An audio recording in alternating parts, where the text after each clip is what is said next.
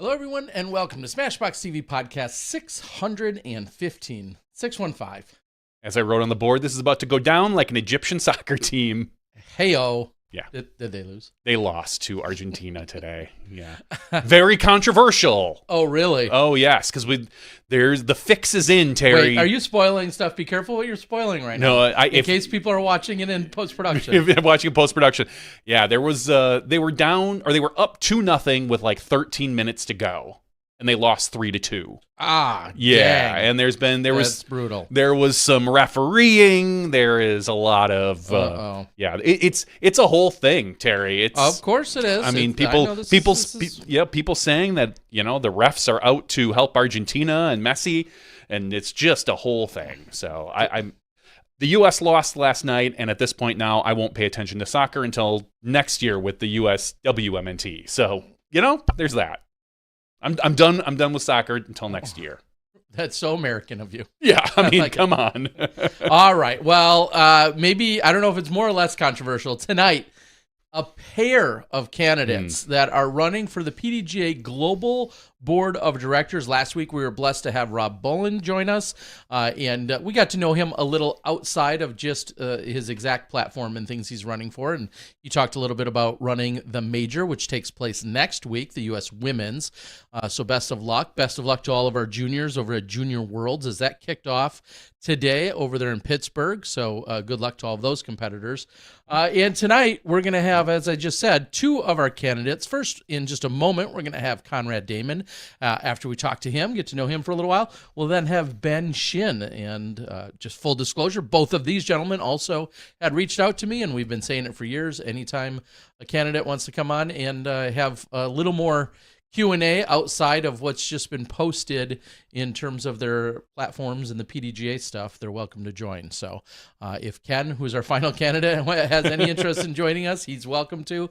Just reach out to us and we can make it happen. But without further ado, more than just the platform, we've got plenty of things to learn from one Conrad Damon, who we're welcoming into the show. Conrad, welcome. How you doing?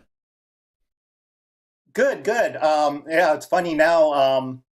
I streamed your the first Out of Production podcast, and I saw a very wise man. And I am now playing around with instead of asking "How are you," which might entail who knows how long an answer if you want a thoughtful answer, to just, "Hey, guys, it's good to see you." Right. Yeah. Of course, talking about none other than Dan Stork-Roddick, who celebrated a birthday yesterday. So another timestamp. So 39 again? Yep. All right. He'll go with that. So happy birthday to Stork. Truly iconic. And you yourself, you have been around a while. I'm not calling you old, but you are definitely very much into the disc golf, frisbee culture. That's so much more than just being, we'll say, PDGA based. I mean, you've done a lot of other things. Let's get to know you before we even get to platform related things. Sure. And one of the crazier things that I think, or unique things about you, you were featured. You were on Wheel of Fortune. For those that know what Wheel of Fortune is, you were on Wheel of Fortune. Yes. Tell us about that. Yes, and Wheel of Fortune is still going strong. I didn't really watch it then. I don't watch it now, but I did manage to appear on it. It's one of my better stories. I don't know how much of it you would like, but I did talk about disc golf while I was on the show. That is okay. So 1984. Well, I know that much. We'll set up the year. That's like heyday. That's probably got to be just about prime. Oh, yeah. I mean, Vanna White and Pat Sajak and okay, give us the behind the scenes. How do you qualify? What happens? Sure. How do you get selected even to get on there? And it was actually I think it was a noteworthy show even for the Wheel of Fortune production people, because there were some memorable things that happened. Okay. So it started as College Week. And they had selected Stanford as one of the colleges to be on College Week. So the Stanford Daily, the newspaper, put out an announcement that they would have tryouts. And of course, I skipped whatever class I had at the time. Mm-hmm. Yeah. and went. And I remember I was stunned because they first gave us a list of like word problems to solve, like names and places with missing letters. And I've always had faculty for word games. And so I went through it and I thought, okay, I guess they're just going to weed out people who couldn't really figure the puzzles out. And there were hundreds of us in the auditorium. They come back and they say, "Oh, wow, you won't believe this. Somebody got them all right." And I'm like, oh my God, I'm kind of embarrassed for Stanford a little bit there, because not that I'm not like a super genius, but I am good at word games. And so went on from there, and they said we're looking for puzzle solving ability and personality. And I thought, okay, got one, gonna have to fake the other. But they did like it when I told them about like driving around in my Volkswagen van around the Midwest playing disc golf tournaments. Oh, and I long blonde, well, not long, shoulder length blonde hair at the time. I looked, and this will really date me. But if you remember somebody named Leif Garrett. Mm-hmm. Oh, sure. Yeah. Sure. Yeah, surfer look, blonde hair. I looked like that. But Okay. so yeah, I go down to Burbank with a few of my friends in my VW bus, and they decide one of the 4 people for College Week is an alternate in case somebody got sick. So I randomly appear on the wind up on the nighttime show, and it's fine. We get a tour of the studio. Vanna has a backup, another model, of course. And oh, by the way, backstory: I'm very much naive, pretty shy at the time. Okay. So Vanna's backup during the tour grabs my hand, pulls me into an empty room, and shuts the door and starts asking me personal questions. I have no idea what's going on. Okay. Of course. And I should, or I maybe, but I was more. And so eventually she kind of gives up, and we go rejoin the tour. So no, this is just part of the backstory that it comes up later. Okay. And so then like I'm getting ready to actually go on the show. The producer, a guy named Harvey, says we've always been very strict that our hairdresser is just for Pat and Vanna, but we're going to make an exception, because I had actually blown my hair dry and it looked like the poodle in the dryer thing. Oh my God. I mean, it was all over. I had fine blonde hair and I didn't know what to do with it. So Right. I get packed off to their hairdresser, I think Joanna. And of course I'm semi-oblivious, but she starts getting very interested. Again, this comes up later. Okay. So now it's time to be on the show, and like I'm still thinking, well, I'm like, we get to watch a few shows before you go on, and I'm thinking like, oh, okay, this is probably a Czechoslovakian prime minister, so there's going to be a cluster of 3 all that stuff. And still going well. You get a practice spin of the wheel. I gauge the weight and I make a mental note. Okay, 1 1/4 rotations for an average amount of force, so I can aim later. Mm-hmm. I make the audience laugh with my practice turn when I ask for a P as in pterodactyl. Wow. And everything's good. And then the red light on the big camera goes on. And, it was my first time on TV, and I know that means it's recording, and it basically became... I'm surprised I didn't just start drooling uncontrollably. The brain flew out of my head. And so a couple rounds go by, and I'm not doing anything. 3rd round comes, and somehow, partway through it, my brain unfreezes. I can kind of see, not quite like Matrix style, but I can kind of see the letters. And I get enough to get the most money, go to the bonus round. If you remember, before the bonus round, all the lights go down. There's a spotlight, and Pat does a little interview. Mm-hmm. And I already knew that Pat did not like me. I think I forgot to tell you, when he interviewed me, of course, he asked me about disc golf. Mm-hmm. I was very nervous. He just started saying things like, "So you're originally from Kansas?" "Yep." "And you're going to Stanford?" "Yep." No real interview, Right. And then he asked about disc golf, and I said that you throw a flying disc into an intricate chain and basket assembly. I mean, Okay. you can't have a much dorkier description than that. Yeah. Okay, so I'll get to the fun part here. So the lights go down. It's a one-on-one interview. And I had already thought of potentially what I called the nuclear option, which is if I got really flustered, just let loose a stream of the vilest profanity you could think of. Oh, geez. And they would have to retape, right?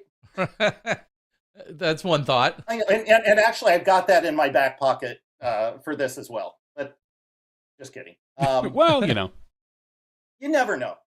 Yeah. Okay. And so he says something like, well, I don't mean to embarrass you, but it's been pointed out to me that several members of our female staff have taken quite an interest in your presence. Damn. And I mean, what do you say to that? Fortunately, like kind of a pun came to mind. I said, well, you should point them out. And I'm like, okay, I didn't have to deploy the nuclear option. Uh-huh. So, bonus prize came up. It was pretty much written out. Brain went out of my head again. Got lucky, and I got it with a half second remaining and won a powerboat. So, and the phrase or what phrase or word was, or what was the clue? Dinner. What?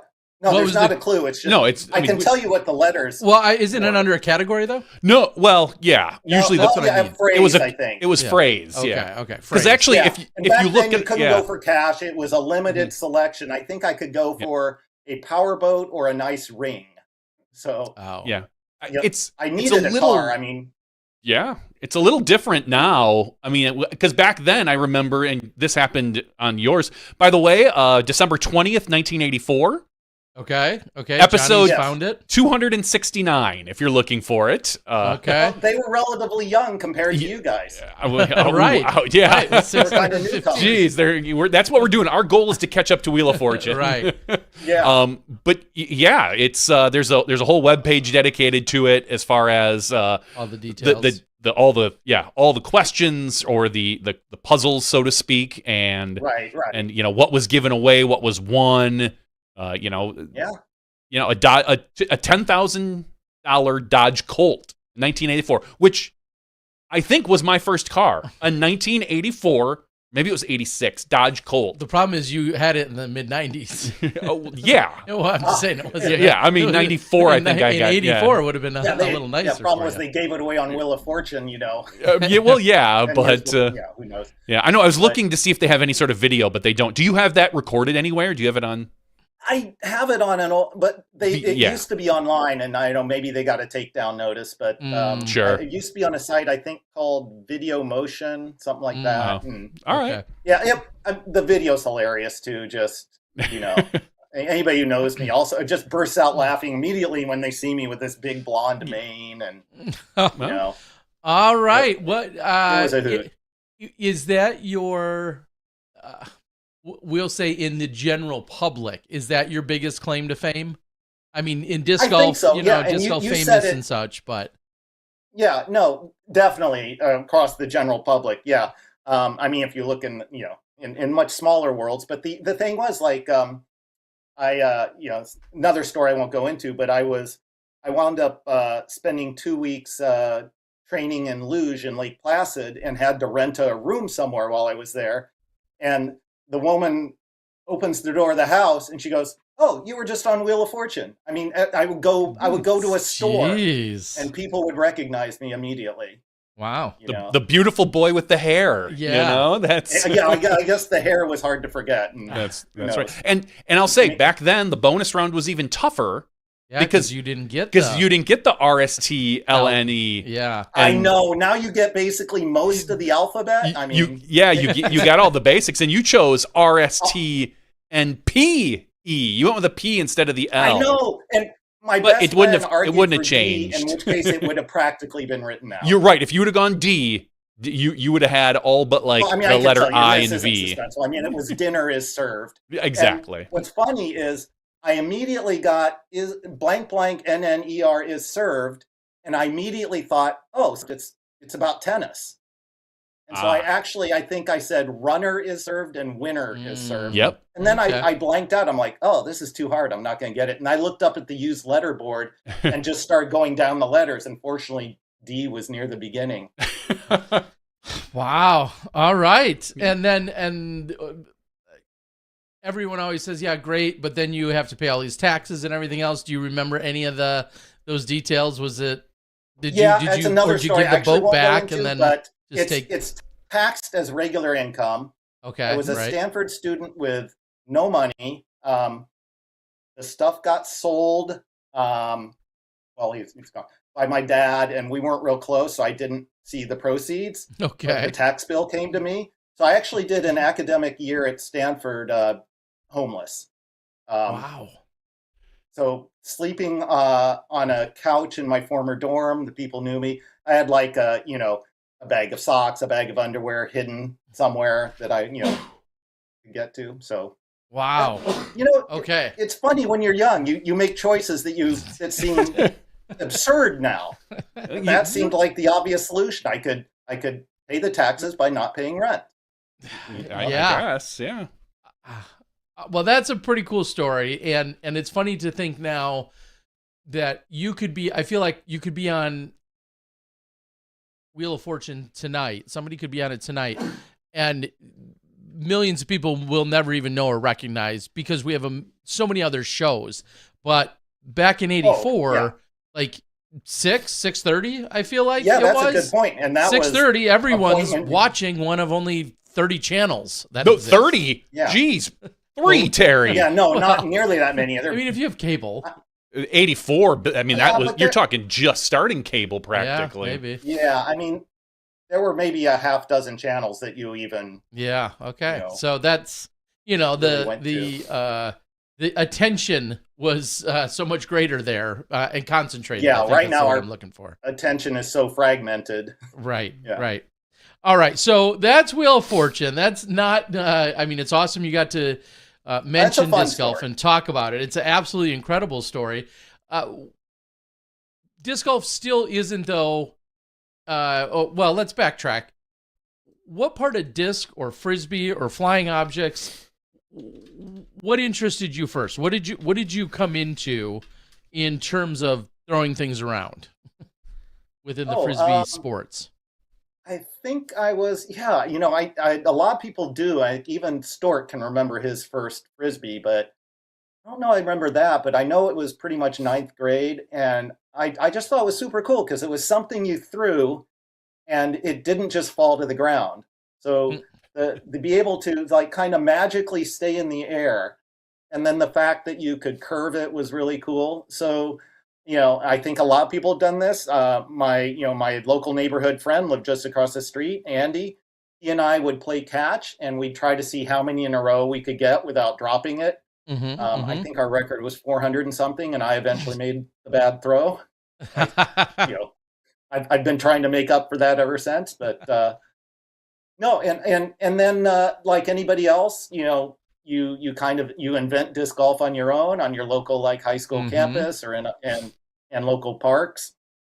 And I think my first golf set was probably this, again, not many of your listeners will know what these are. 141G, like baby blue. 141G was and I can't remember what the mold for those was, maybe 50 mold, and a Super Pro. And I would just, wing those things around. We'd go to a park and we'd make up 1,000-foot holes with the regular store frisbees. What? I'm sorry. What year was that roughly? Oh, that was probably 1980 or so. Okay. I think a lot of the questions, whether it's even pros today or even some of us who have been around a while, when you're explaining what disc golf is or playing in leagues and tournaments, sometimes people say, "Oh, I could never do that. I was never any good at throwing a frisbee." Was there ever any point for you where it's like, "Oh, yeah, I'm average, or I'm above average at this, or me and my, or I just enjoy this that much more than every other kid on the block, except for your friend Andy"? Like, was there ever that kind of that epiphany of like, this is extra special to me for some reason? That's a good question. I think it came from me just for my the sheer joy it brought me. I had a what we'll call suboptimal home life, Mm-hmm. and I was an only child. Mm. So basically just, I found hobbies. And this was one that was, it was nice. It was outside. My mom smoked constantly, so I didn't like being in the house. Sure. So, and I found it, and somehow I was good at it. And I learned to play in Kansas City in Swope Park. And I didn't think it was weird. So there's a guy still, Tom Engel, who was running things there, and it was actually that long ago. It was pay to play, but it was like $5 a day. So in the summers, I got my money's worth. I just loved it. So I kind of almost ran through rounds just so I could play more. Mm-hmm. And so I didn't understand it was weird. I don't know if you remember Swope, long Yep. tree, Yep. hilly course. Yep. So every day I played 10 to 12 rounds. Wow. And and I'm what I call a pretty good athlete, but with a good amount of determination or want. Sure. It helps me. I've got friends who are much better natural athletes, but Mm-hmm. yeah. So with that constant amount of play, I got good quickly. Didn't really know about tournaments until, there was a couple local ones in Kansas City. And then I think I first really played PDGA tournaments in 1984.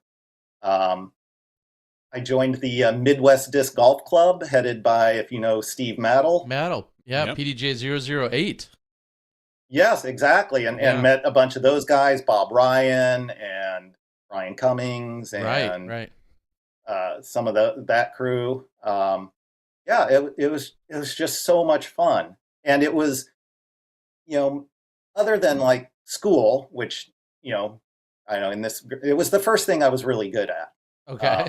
And so it just became a part of my identity pretty quickly. And then I went to the US Open in La Mirada in 1985, basically for the golf, but, entered other events. And then I just absolutely fell in love with overall play. So I love hearing that, and I feel like we're learning more and more about the old school frisbee culture, which wasn't just disc golf. I mean, disc golf was one of the disciplines. Yes. It clearly has been one that's kind of been the front runner and emerged, ultimately the most. But it would all of those gatherings, those tournaments, those weekends were so much more about MTA, TRC, Discathon eventually, a lot of guts, obviously, that you guys played, DDC, right? Yeah. Well, and actually, sorry to interrupt you, what they came to really be about was community.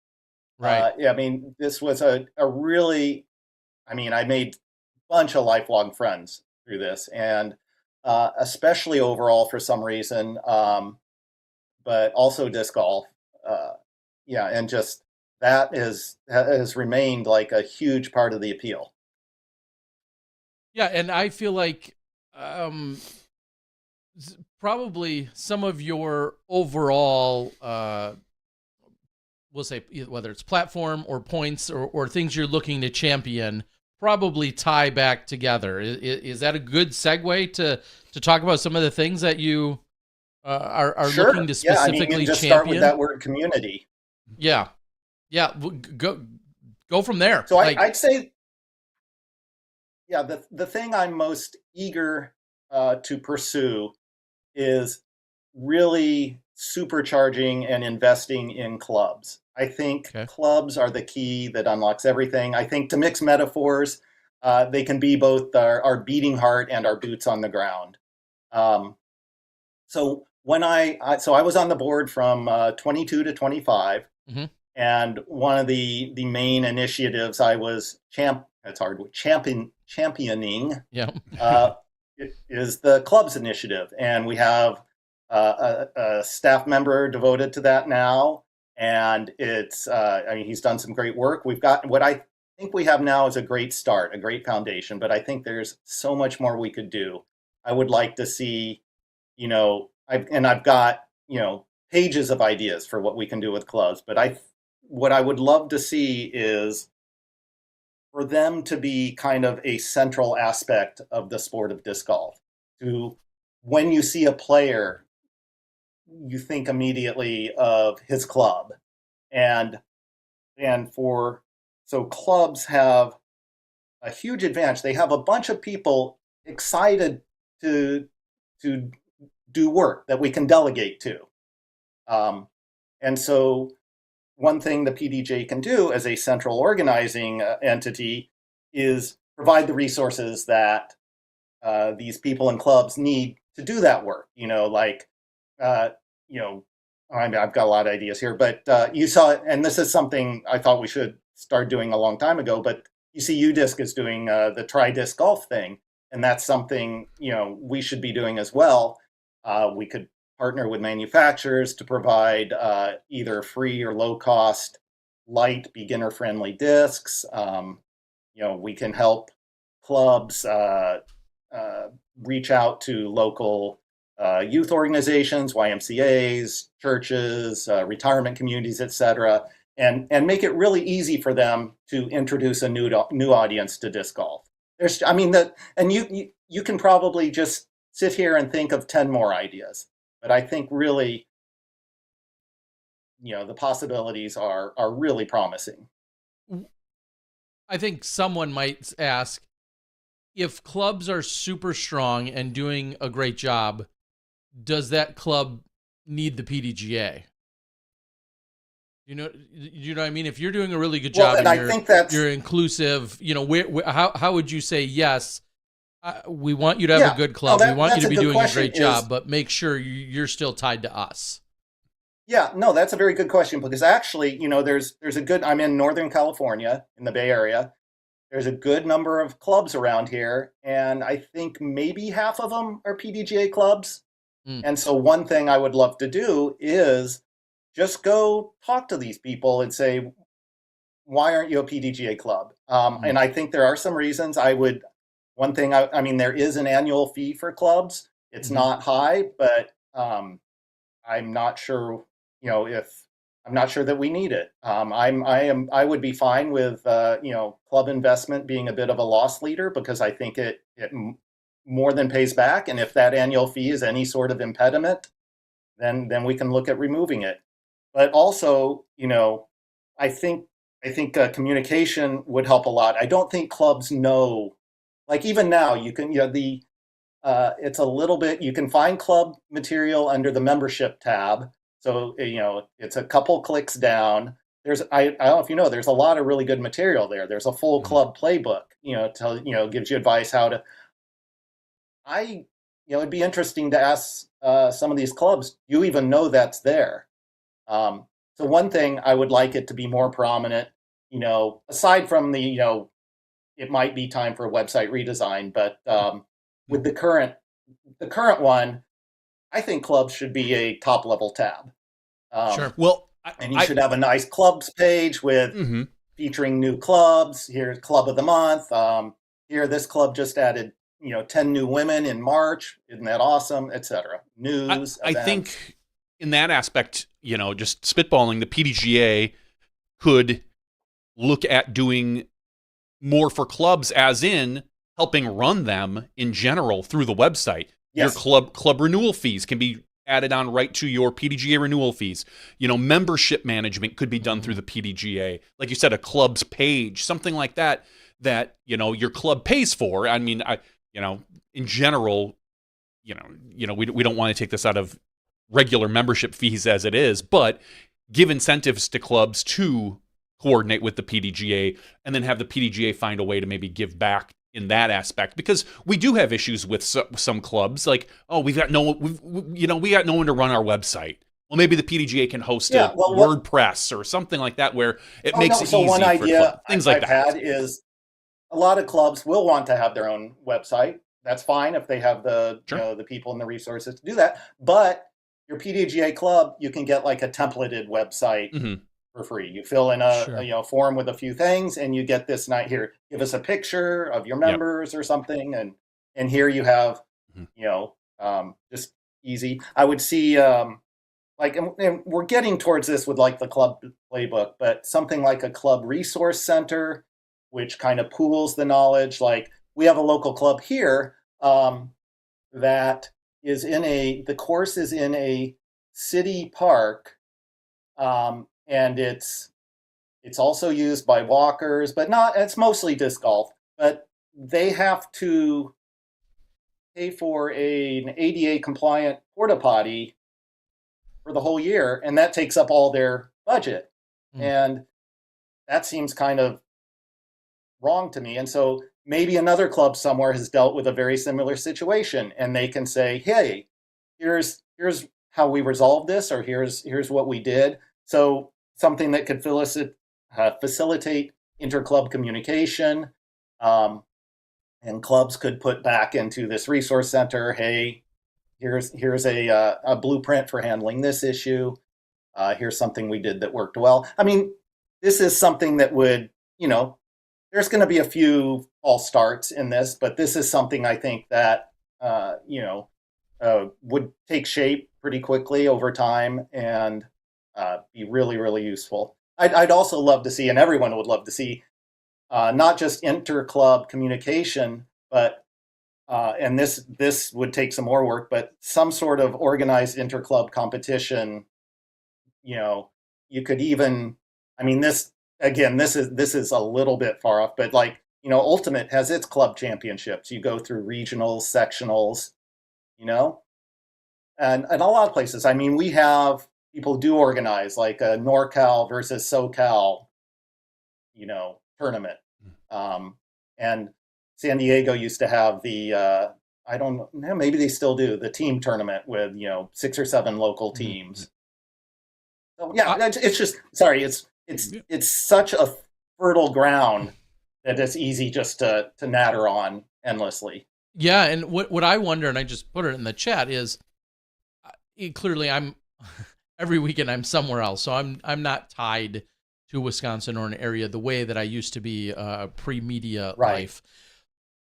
I wonder if clubs in general, are clubs more prevalent and stronger today, or were they 20 years ago? And my only guess is that today they're a little more fractured because there's so many more things that you can do on your own in terms of organizing you and your couple of buddies via UDisc, or signing up for a non-sanctioned tournament on Disc Golf Scene versus one other program, or I just and there's more communication, and there's a million apps to communicate with people. I mean, if you think back to 25 or 30 years ago, it's like the only time you knew something was going on in disc golf was if you went to the course and it was like tacked to the billboard, right? Like that's when league was. That's when a tournament was. That's when the monthly or the cleanup day was. Physically get together. Yes, you physically had to get together. And now I think there's plenty of people like, oh, I read on the club page they're doing work that day. Let's make sure we go to the other course to stay away from there. You know what I mean? Like, and I'm not saying clubs aren't a thing. I just wonder. It feels like we're getting more and more away from them, and maybe that's exactly what your platform's all about. Is let's bring people back together. Yeah, I don't know. That's hard to say, right? Because I'm not. My memory of them from 30 years ago isn't that they were necessarily any more significant a fact than they are now. Okay. I mean, they are prominent now. I mean, we have local clubs. We have one here, the Peninsula Disc Golf Club. We have, you have the one at, you have De La Viaga and stuff, and they do a lot together, and these are strong clubs. What I think we can do is, especially the ones that aren't affiliated with the PDGA, is we bring them into the fold and we invest in getting them some of these things we've talked about. Actually, and one sort of inspiration for this is I've mostly overall tournaments have taken me to Sweden several times. Mm-hmm. And I don't know if you've, certainly in the overall community, like club is, they show up in an overall, they're wearing their club shirt. Right. And, and it's great and very social too. There's no no enmity really between clubs. It's friendly rivalry and, it seems super healthy. And what I said before too is it really reinforces that feeling of community, because I think that's how we bring people in. If somebody comes to a course, plays by themselves, goes home, you know, maybe they'll play again. Somebody comes to a course, they play with a group, they're told there's a local club who do trivia on Wednesday nights, and they do work at the course on Saturday morning. I think that's a lot more compelling, and I think it's also an avenue where we can reach some of the demographics we've had trouble reaching, starting with women. That's been an kind of age-old conundrum. Is as you know, we've had our percentage of women members of the PDGA has stayed at 7% pretty much for the lifetime of the PDGA. Mm-hmm. And I'm very analytical, so I don't, I just think like, okay, is it something intrinsic to the sport, which is hard to believe. I mean, it's to me the most similar motion is tennis. Sports like tennis and golf have 25 to 40% women players, and we're down at 7. So, there's, I think, the fact that our courses are often in semi-isolated wooded areas where safety can be a factor. Without bathrooms, proper bathrooms. That's part of it. And again, clubs can really help with that. Mm-hmm. And so you do things like you have women's league night or whatever, or at women's only clubs, and now you're with a community, and you're not looking at just going out there and being by yourself in the woods. You've got a community, and anyway. Yeah, no, I totally agree, and we've been saying 7%, as you just mentioned, literally for decades, which is really deflating to think, yes, we're growing and it's still a percentage, but that percentage is really low. And I think what you just said is, I can see why some of those numbers exist. The woods, the safety. I think lack of bathrooms is a huge thing. Yeah.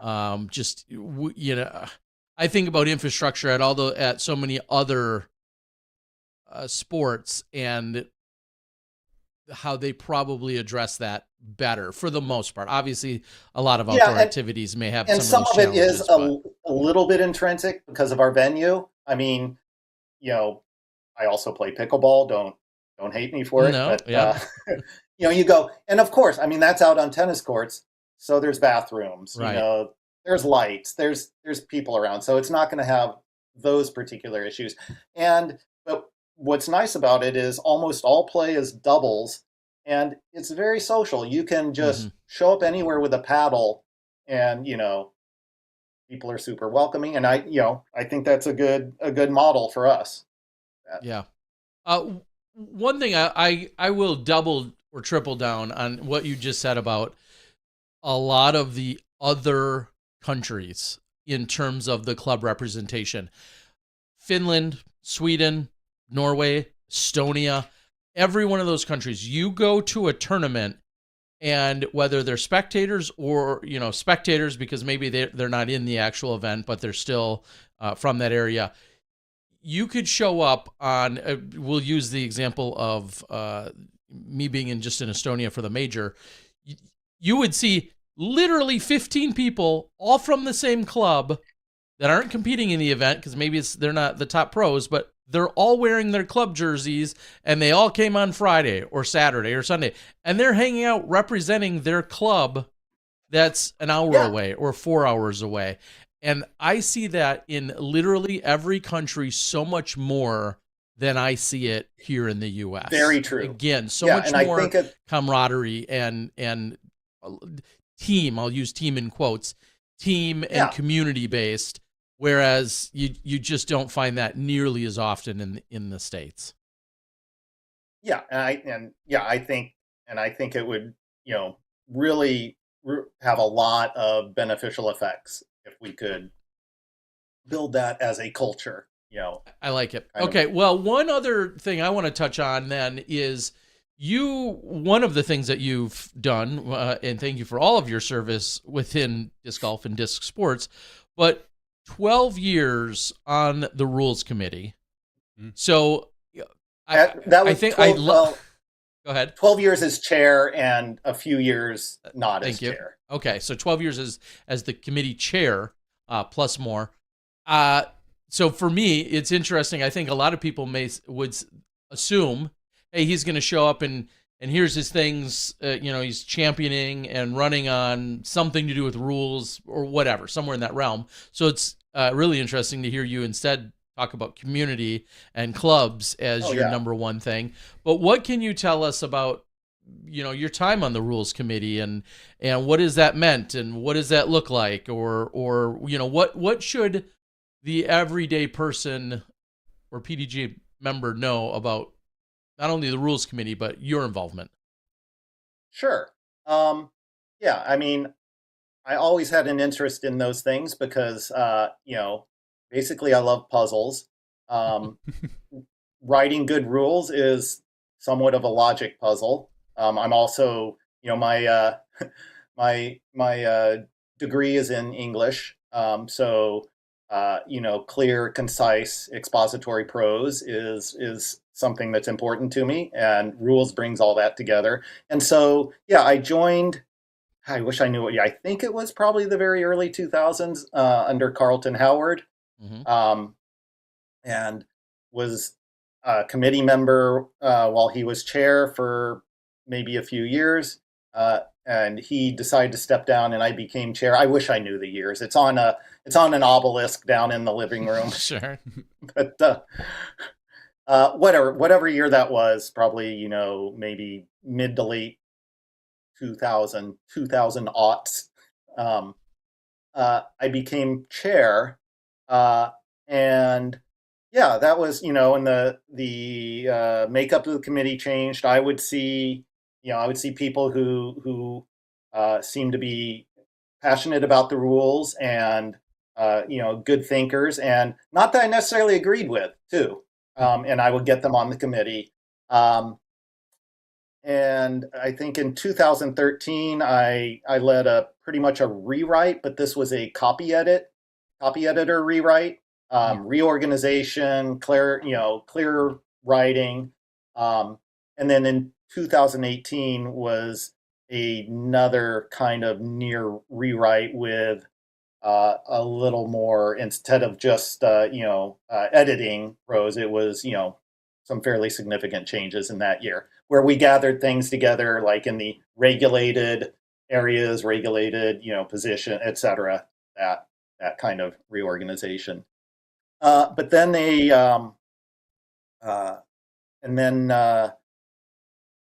when did I stop? Maybe 2019. I stepped down as chair, and then we went on as a committee for a few years. I don't know if you know, there is no more rules committee. I feel like I should know that, but I don't think I did. Okay. So, I think it was about, the years just blend together at this point. It was about 3 years ago that the whole approach changed, and this, I think this makes sense. I actually, incidentally, I used to be frustrated as the chair when we would work for like a year and a half on a revision, and endless email threads about it, and pour hundreds of hours into thinking very carefully about something, and then it would go to the board, which had it as a agenda item, and each change was a quick line item veto. It was like, well, nah, Right. Stork heard me rant about that several times. It's funny because then I'm also on the board at times. But anyway, getting back, about 3 years ago, it was decided that the committee should not be writing the rules. It should be PDGA staff. So the competition committee and the rules committee combined to form the rules and regulations advisory committee. So we discuss possible changes and make recommendations, and the staff is free to take them or leave them. So what you see is the proposals are actually coming from PDGA staff. They may have been initially recommended by the advisory committee, maybe not. So, and is there?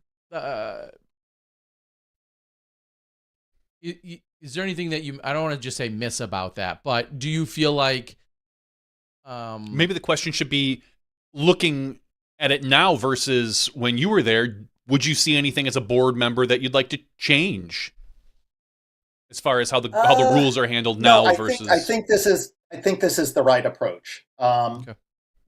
As I said at the time, I was frustrated by I thought basically once we submitted a revision, it should be either accepted or rejected as a whole. But no, this process makes sense to me. I do miss being heavily involved with the rules and being, kind of what I considered for, that 12 years, the caretaker of the rules.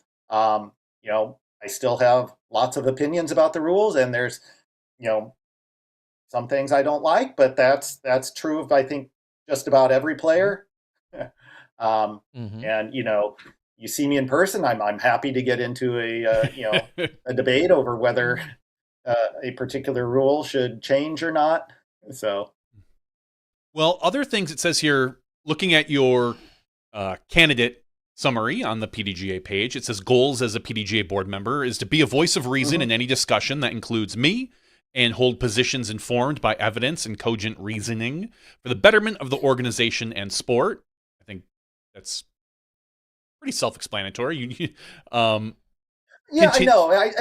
Some reason I felt it was worth saying. Like, I want to be the calm head. Board, yes, and just it's like it's always good to have at least one person like that in the room. So, it'd be nice to have them all. I mean, if I exactly. Ideally, that's what you have. But my first time on the board was I didn't run or anything. Basically, I imagine Stork reached out to me and said, "Hey, it'd be really cool if you were on the board." So I became the oversight director. Okay. And the other thing it says here is to continue to encourage the development of technology to improve the player and member experience. Anything specific that you think of like that? Because as you said, your history is, or your position currently, as you're about to retire, it sounds like, or just did. Yes. In July, it says. Okay. No, my last day of working life will be July 17th. Oh, and congrats. Yep. That is not a coincidence, not a lucky break with, so I'm really hoping to make it back onto the board, because I'm just one of those people. If I say I'm going to do something, I'm not going to go do a half-assed job. I'm going to go in with everything that I have to do it well. And so, this is something where, especially with the club stuff, but there's 100 other things that come up for the board to do, of course. And, I would love to be able to have, the time and energy freed up to really, really devote to those and make a real impact. So is there anything specific that you can think of as far as the development of technology? Is there something you feel like we're missing on the PDGA side for members or for the member experience? Yeah, I mean, there's a few things I would like us to look into. Right now, pretty much the league I play in is run on UDisc. Works fine. I would like to look into either some sort of partnership or the development of an in-house. I actually wrote my own. Until about a year ago, our league ran for 10 or 12 years on, I just wrote a web app to run a handicapped league with stats and everything. I mean, that's my career has been, for a while now, writing, web apps. And then I have ideas, linked in with the clubs, like small things like, this is more of a database thing, but each player should have basically be affiliated with a club. You have a single club entry, then you can cross-reference all that. A club would be associated with one or more courses, and you can then do some interesting stuff with that. But yeah, I mean, I think everything is everybody's doing everything on their phone these days, and so the more that becomes our primary mechanism to deliver value to members is a lot of it's going to be through through mobile apps and through stuff like, the PDGA Live and the scoring app and stuff like that. Seeing as how you're retiring, I don't feel too guilty in saying this, that the company I work for, my 9 to 5, is firing you. No, we just went away from Sentinel One, the company that you work for. We did. We loved it. It was great. Swear to God. I was going to say, that's a little unusual. We don't get too many. No, I enjoyed it. I know I enjoyed it quite a bit, but the benefits we had of going with a different organization due to some bundling, it just saved us enough money where it made sense. But I loved the AI driven cybersecurity Sentinel One product. We accept bribes here. I mean, if we bribe Giant, okay, never mind. So. But yeah, it's and that is the company from which I'm retiring. I got there via an acquisition of a startup. Yeah, I'm very happy with the Sentinel One product. It makes it's a really good company, and the culture there is tremendous, and that those are important things to me. That's awesome. And it's weird. I definitely have mixed feelings because I'm in a great. What I'm doing is really interesting. I'm actually leading a project now that I'm going to retire just before it launches beta, but that's really satisfying. I'm not just, what do they call it? Not quiet retiring even, still, right. Last year, you and I talked, and you were running last year. You had the position, you didn't win the position, to be back on the board. Does anything change? Do you feel like you altered or changed any of your messaging or approach or stance on anything? Essentially, what did you learn from last year's election cycle and process compared to this year's approach? Well, last year, I didn't get the memo that you should campaign. Okay. I'll put it that way. Because that wasn't really a thing before. And then I saw Matt ran a really effective campaign. He is a marketing guy. I got word that, Charlie did as well. I didn't really do much. And so, our numbers are not big. We struggle to get the required 10%. So, a couple 100 votes here and there can make a big difference. So no, as you can guess, I was very disappointed. I wanted to continue, especially on the club's initiative, but that was somewhat to blame on my naivete. So here I am on Smashbox. No, I and last week I think I talked to you. We had Ray join the show and talk with us a little bit. But you were at that time, I think, also doing an AMA over on Reddit.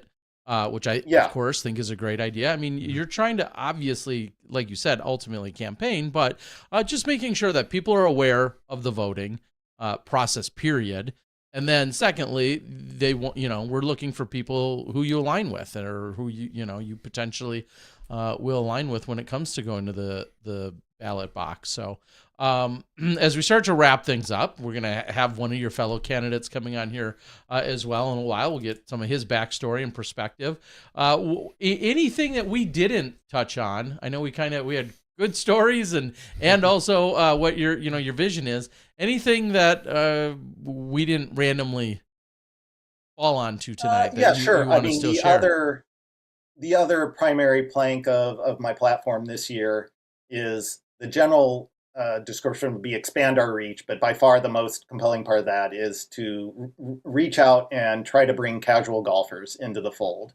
Right now is, and this is not new. I mean, I had this, as part of my platform last year, and people had this idea for a while. Actually, while I was on the board, my most recent stint, I initiated, an effort to investigate, what would be the financial impact, et cetera. That didn't really, result in much. I still think it's something we should look into seriously.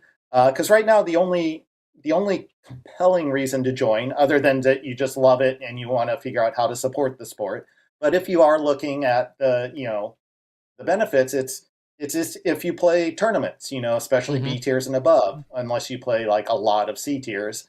And I think we're missing out on a lot of potential members that way. We may lose a few who, but I think we would more than make up for it in with a low cost, lower tier membership with, you don't play PDGA sanctioned tournaments, but you can play leagues. You can maintain a rating through league play. That will take some work. Speaking of technology, and we, the other benefits that you can find on the webpage, like all the discounts that we've been over. But yeah, and I think that shouldn't be a hard sell. I mean, I'm not sure what the price. Let's say it's somewhere in the $20 to $30 a year range. Sure. That to somebody who just plays their local course, who just does it for fun, maybe plays league, and they're like, hey, I really like this. That's one way to express it, and that's it doesn't seem like a big reach. So, and I think we could, and it would have lots of benefits for us as an organization. Right. And real quick, and this is kind of tying last week's conversation and this and what you're just saying.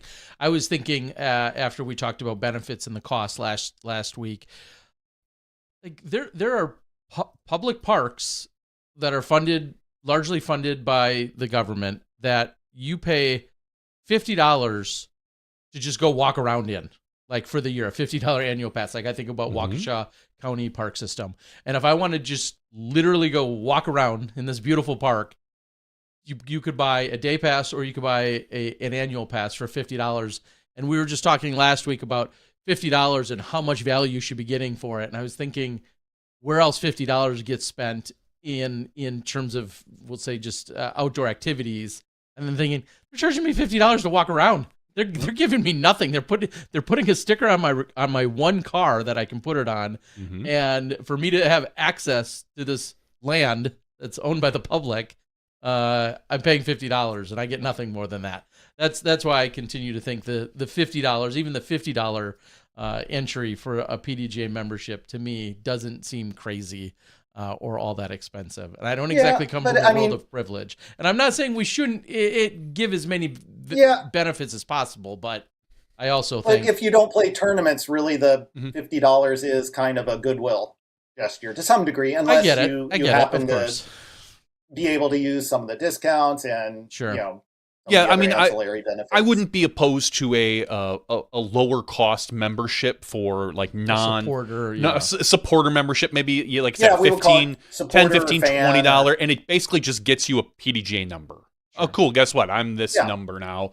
But on top of that, then you can also, you are then, the PDGA has your information. So then they can, you get newsletters, you get things like that then, oh, hey, did you know that this event is coming up in your area in 3 months? Would you like to? And they get excited about disc golf, and you can upsell them to a full membership. Hopefully, something like that would happen. Yeah, but I could also understand the PDGA side. They're like, well, we're maybe afraid we're going to lose 10% of our full membership that's going to drop down here, and we might not make that up coming up. I can understand both sides. As DJ Quickman said, that's what I don't make dollars. I wanted us to research is what do we think? And I think it's either going to be, my gut feeling is it's either a net gain or it's close to a wash. And then maybe we're an organization with 200,000 active members, and there's power in those numbers as well. Right. Yep. Yeah. Yeah. Well, Conrad, we can scale our infrastructure. For sure. Well, I just want to say thank you. Thank you. I said it back when I did the PDGA version interviews of just thank you to anyone that ever puts themselves out there in this capacity. As we all know, anytime you're taking on any form of leadership role or board role like this, it's usually a lot more challenge and scrutiny than it is in terms of you become a target, but that's okay. So I've always, since I was a kid, I've just love the sport. It's brought me so much joy, and I really feel that I have a lot to give back. So. Well, you certainly already have given a ton back. We appreciate all the history, everything that you've already provided to disc golf and to the other disc sports and disciplines. Certainly well-rounded in so many ways. And we wish you the best of luck. I'll say it again. Everybody should have been receiving their ballots via email by now. If you haven't, you could reach out and send an email to elections@pdga.com. Check your spam folder. That's your pretty spam common folder. if you end up there. And then go out and get yourself your vote counted, as we have 2 open seats with 4 candidates. Voting comes with a significant benefit, actually. You get to complain. Right. Because otherwise we don't want to hear it. And you are exactly right on that. All right, Conrad, thank you so much for joining us tonight. We really appreciate it. Best of luck. And if there's anything else we can do for you in the future, let us know. All right. Thanks, Terry. Thanks, Johnny. Thanks a lot, Conrad. Take care. All right. Conrad Damon, PDGA 2450. That's a small one. It's a small one, and it's easy for me to screw up because our very good friend from Argentina, who's cheering on for the World Cup, as you were just referencing at the top of the show, won Johnny Rumble is PDGA 2540. So if you transpose the 2 middle numbers there, these two signed up within, what is that, 90 or 110? I didn't do the math. 24, 50, 20, whatever. Signed up within probably a few weeks of each other way back in the day. Yeah. And certainly both of them pillars of the disc golf community and industry. So anyways, Conrad Damon running for the board. I think he asked for your vote. If he didn't, I'll say it. He's looking for your vote for the PDGA Global Board of Directors. Someone else that will be looking for your vote, I'm sure, is Ben Shinn. I just sent, Ben, I don't know if you're listening right now, I just sent you the official invite / link for you. So if you are out there and you're listening and you're sitting there waiting on it, hopefully you see it in your email. And as soon as we see Ben pop up into our digital green room, we'll get him all loaded and ready to go. You gave him the same link? I gave him the same link. Perfect. But I didn't want to give it to him too early because he would have then cut off Conrad. So no, that makes sense. And I was just looking now. I pulled up my email just to look for the PDGA elections. I got my email 5 hours ago. Wow. So it should be in everybody's mailbox, I would assume, by now. I think they rolled them out in a 1 week span, which would make sense. You were probably one of the last to get it, so to speak. Why? Van Derzen, you've been used to this all your life at the end of the alphabet. PDGA 14324. Go by PDGA number, damn it. If they went by last name. I know I received mine a few days ago. Miller, middle of the alphabet, Miller. Yeah. So. Whatever, Terry. And my vote is still up for sale. So you can, I'll be auctioning it on Whatnot. Here's my Venmo. I'm just kidding. Kidding. But my daughter's 2 votes, those on the other hand, they have not been listening in, believe it or not. Well, let's quickly talk about, while we wait for our next guest, we'll quickly recap the Ale Open presented by Discraft. This is a DGPT event out of Knoll, Sweden. This is the #1 rated course in the world. A pretty exciting weekend, I would say. Ricky Wysocki, some phenomenal golf. I mean, clearly to win. Yeah. He shot like a 10 under par. I think it went 9 down, 9 down, 10 down to beat Kelvin Heimberg by 2 strokes. Cole Redallen by 2 strokes. And it was him and Cole for that whole final round. Mm-hmm. And unfortunately, Cole got caught up in some woods. Yeah, that'll happen. Kind of pitched around a little bit and just at some point became knocked out. By, I would say, I think it was with the 16th hole, you kind of felt like this is Ricky's to lose now. So ultimately, Ricky Wysocki winning his second win of the year, his Elite Series. He won the opening event. Heimberg in second, Cole Redallen in third, Schultz in fourth, Anthony Barella and Isaac Robinson in fifth, Jesse Niemanen, Hjalte Jensen in 7th. 9th place, Mio Hamalainen.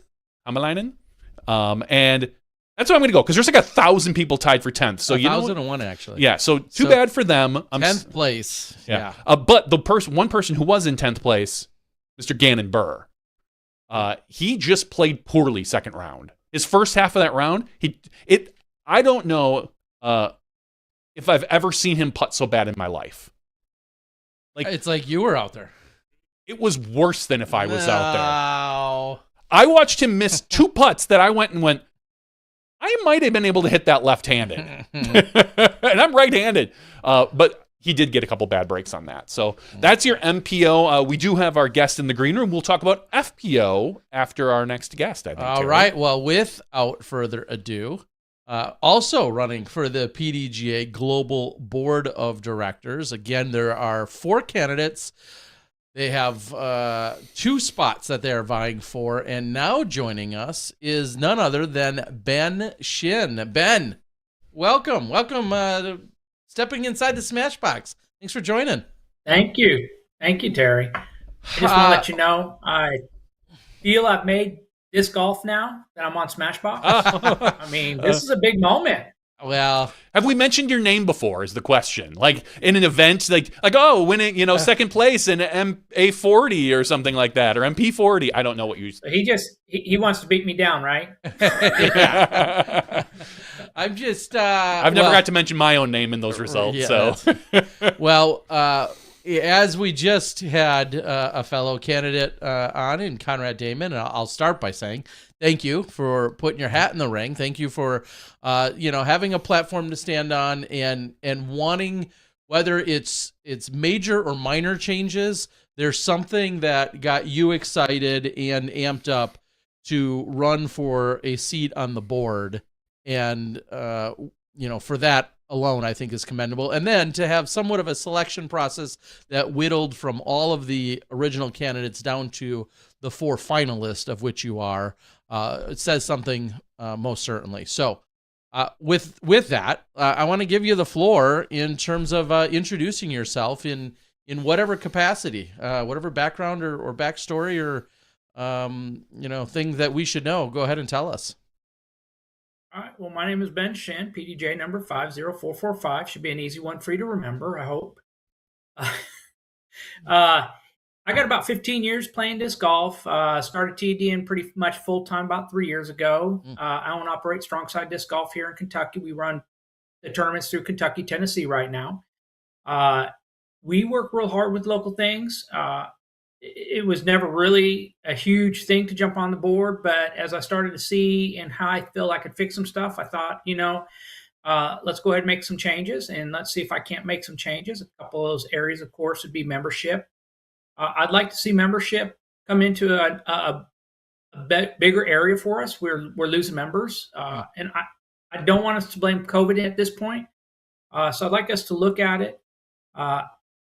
There's always a couple ways of doing it. I think the $30 charge for a basic membership that allows for voting and that kind of stuff. Your basic, you get your dog tag, you get your sticker back, and then you buy your competition card after that there, where you get your M or your pro card for the additional money up to $50 and $70.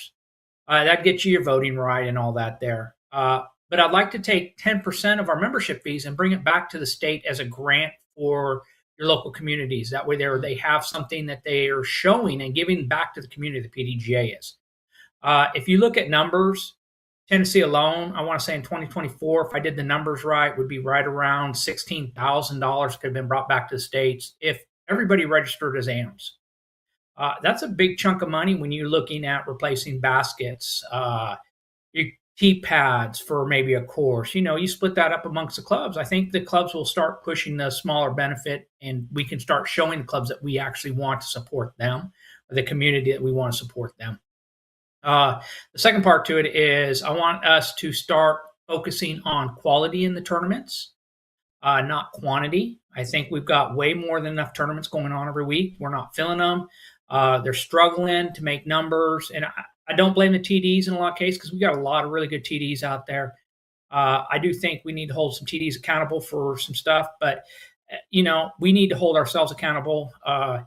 We need to bring back some of the distances, that kind of stuff. We need quality tournaments. We need to start matching on the AM side.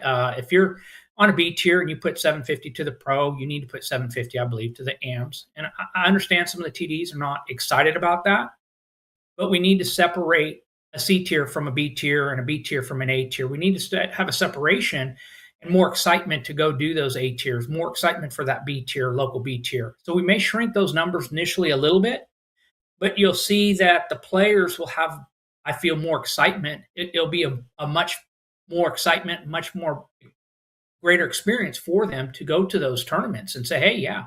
And we'll pull more numbers that way at those tournaments, is my theory. Let me jump in. Thank you. Those are all very concise. I love it.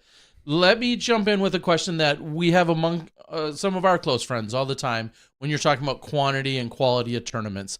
There seems to be a very divided camp, and I think I was just reading this on the Facebooks yesterday, a post about our flex starts, ruining the experience. Are flex starts essentially good or bad? And are flex starts to blame for watering down maybe a C tier or a B tier, or our flex starts scratching the itch that and they're hurting the larger scale events? Without really having my own opinion on that at all, I'm curious, does that kind of fall in line with a quality versus quantity issue, or are flex starts good or bad in your opinion? I don't think they're necessarily bad, but I'm not excited about them. Okay. A lot of flex tiers, because you're just going out and playing with your friends, it's nothing more than a league round. Let's call it really what it is. You're going out one round, you're paying for a rated round. That's a league round at the end of the day. It's not really a flex tier. What we're seeing now, and that's where I don't like to see, is a lot of TDs are just running through these towns, putting up a lot of numbers for TD numbers, tournaments, and they're not coming in doing the prep work as the C tier tournament directors or the B tier tournament directors. For me to run a little C tier, I get invested 300 hours into just a small C tier. By the time I go, before I run a tournament, I have to go out and check the course, verify the course is even, to me, what I would want to play on as a tournament. Then come, that's 3, 4, 5 months beginning of the year. Then 2 weeks before the tournament, I go do a final walkthrough to make sure that nothing's changed. Enough time that I could reach out to the parks and recs, the local clubs, and say, hey, man, can we fix this, or do I need to come out and do this? And that's when I take my final notes, and I come in and I put them into the computer in the PDGA site. And then we come out on tournament day. So I'm out on the course at least twice, if not 3 times before the tournament ever happens. And I think these traveling flex tiers have not so much. And I read the same one that you was reading, I believe. I have been told I don't play in a lot of flex tiers unless I'm running them, and the only way I run them is if it's in conjunction with a follow-on. So unless it's following on to Kentucky State's, I do run a flex tier the day before. This year we're doing an $8 entry fee, so the only thing you're paying for is a rated round. You're not, there's no payout, there's nothing on it, but you can come in and get a rated round, to excite, put a little bit more excitement into Kentucky State's for you. Get a rated round for next to nothing. I think that's the time to use flex tiers, is before the bigger tournaments. Get an extra rated round, that kind of stuff. You always hear about cheating in flex tiers. The PDGA, if you go through their 18-hole course, it states right on there. That is the hardest thing with the flex tiers, is to monitor cheating in the flex tiers. Mm-hmm. It is something that I think we should look at on the flex tiers. Maybe instead of call it a flex tier, let's call it a D tier or something. Let's bring it out of and find another home for it. I'm not against flex tiers altogether. I just think they're being overused at this point. Yeah, and I'll just quickly sidetrack. It clearly wouldn't solve all the problems and address everyone's concerns. I think before we had flex starts, and maybe it was GBO or someone along those lines, really came out with just this single round event, but that always had the same starting time. And I don't know if that's considered a compromise to some. I like the idea. I'm okay with the idea of a single round event, but it's at noon or it's at 8 a.m. or it's at 3 p.m. And it's shotgun. And those are the people rather than the true flex. So that's where you wouldn't even name it a flex at that point. You just call it a 1-round D tier or C tier or whatever. Again, that doesn't solve all the problems, but it certainly would address a few of them. Because one of the biggest criticisms I feel like a flex starts is, well, you see a posted number by the group that went out at 8 a.m. and then the group that goes out at 2 p.m. can maybe fudge their play to make sure that they beat that 8 a.m. or whatever the top score was because they're the last group going out. I don't know how you're ever going to prevent everyone from trying to play with their friends. And again, this is maybe a deeper question that isn't necessarily your full platform, but that's just one thought I have. I like the idea of a single round event, but maybe we go back to that shotgun idea because I feel like cheating could or should be reduced at that point. But anyway, that's me. Or hide the scores so people, not even on the cheating side, but the great thing about a tournament is when you get to the tournament and you're playing with people you may have never met, you have 18 holes to get to know somebody. Sure. For better or worse. In those 18 holes, yeah. Right. In those 18 holes, I'm going to say 9 out of 10 times, I've never met anybody that, we'll go out and grab a bite afterwards. You become friends. And after you're playing those tournaments one after another, you get to know these guys to where I've got people around the United States now that I can make a phone call and say, hey, man, I need a place to crash while I'm there. And they'll open their door for me. They come to my tournaments and it's a hug. It's like a brother. My best man was somebody I played against at Tennessee States. We became a brother from another mother. You just create a bond with certain people because we have disc golf in common. Where if you're just going out with your friends, hoping to win some plastic and hoping that TD's in that location for you to get that plastic and not moved on to another town, then I think it takes away from being in that tournament scene of just meeting people and getting in the uncomfortability of being around other players that you may or may not know, but you're going to enjoy playing with them at the end of the day, 9 out of 10 times.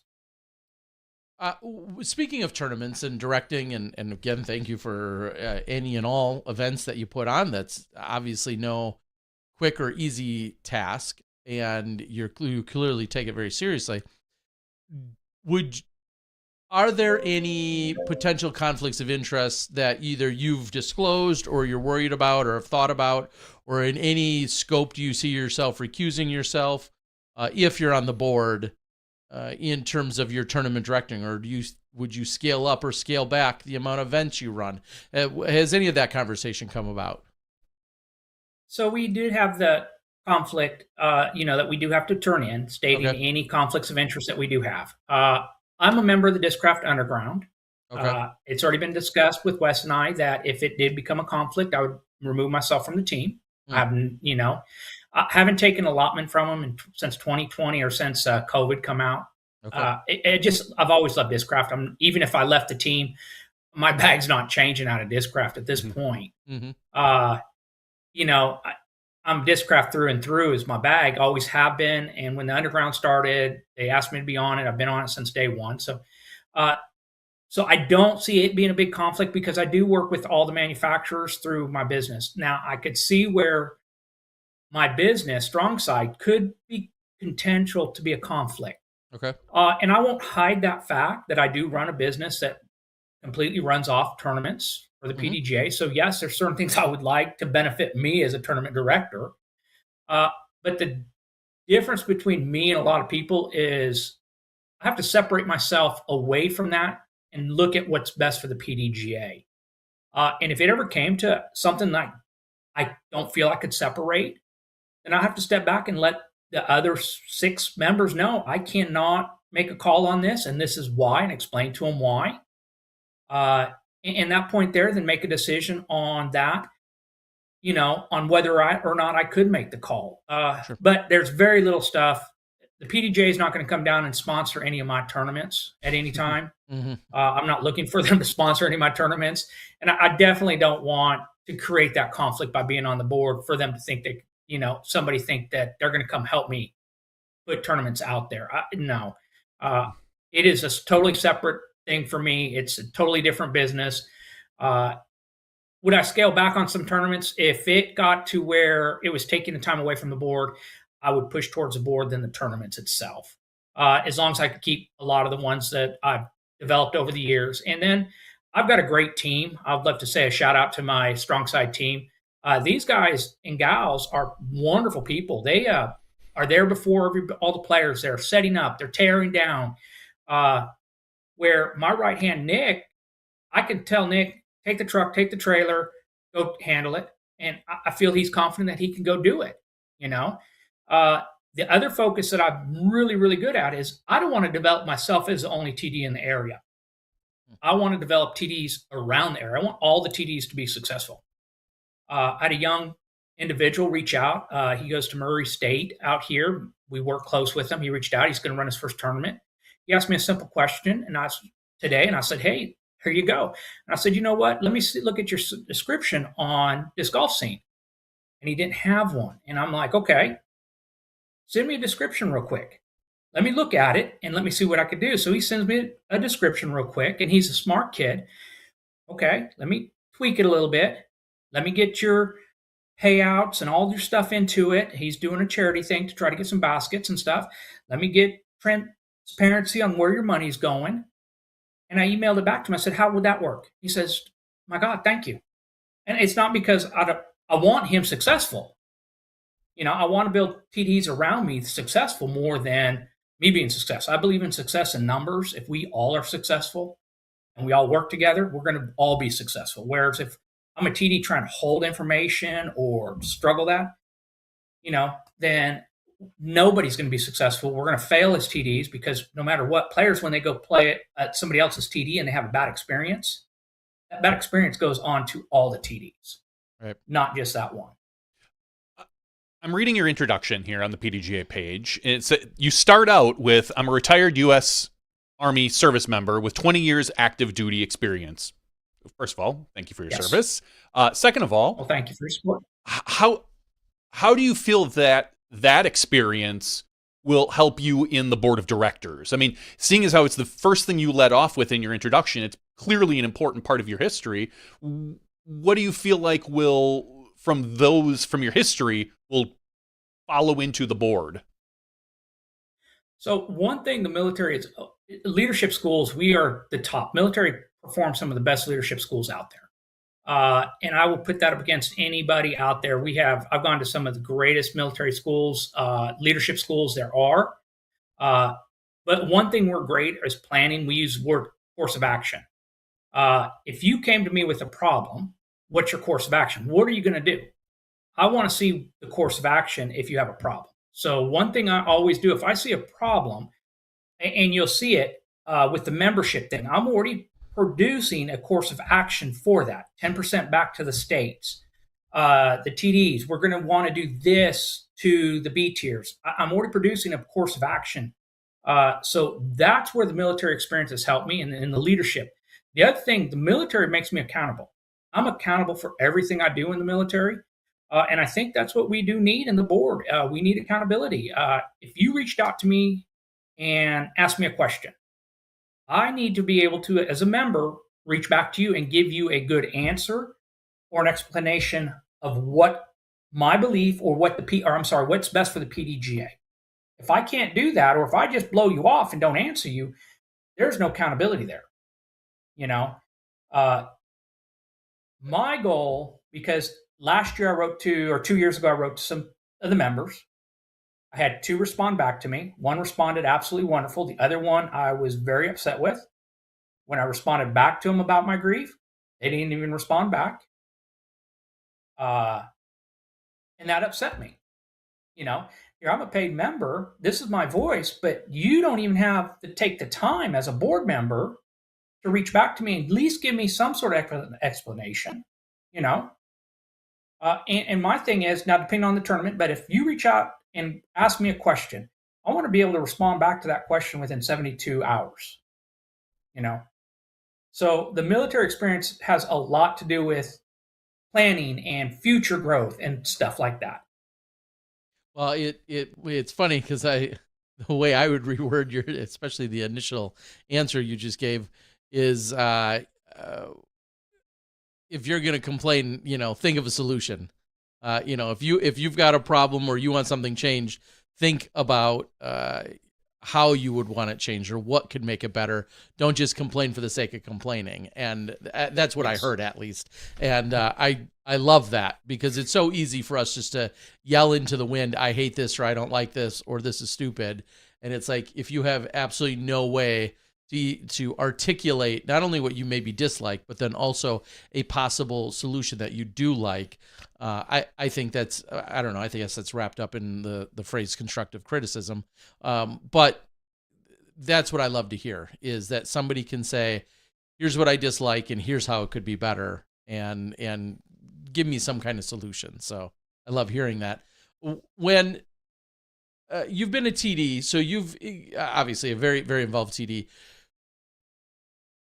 Are there things that still shock you, or have you, for lack of a better term, have you trained, your area, your participants, or maybe you've set expectations that now everyone's just on board with? What, I guess, dive into the TD experience for you, and where we have some either opportunities, strengths, weaknesses, whatever. Give us a whole SWOT analysis. But where do you feel like TDing has led you up into this point?